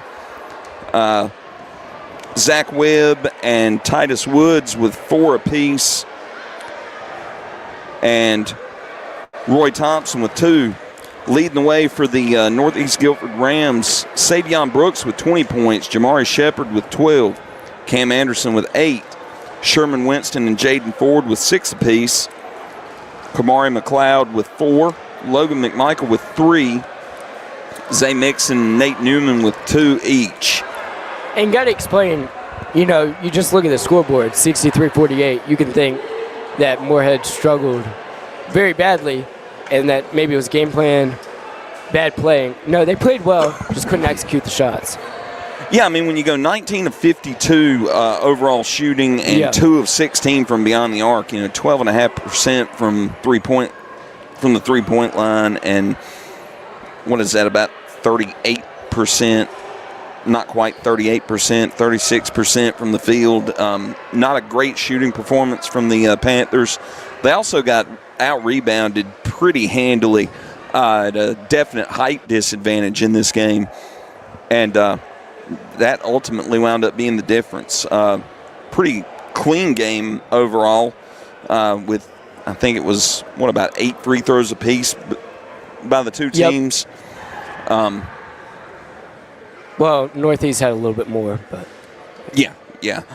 But overall, an experience that the Panthers can build on. They'll get back in the gym, work on their shooting over the holiday break, come back next week, ready to play again. Happy Thanksgiving from Roco Radio. Morehead girls win it, Morehead boys lose it. We hope you enjoy your Thanksgiving. We're thankful for you listening in on Substack, YouTube, Facebook, or the website. Happy Thanksgiving.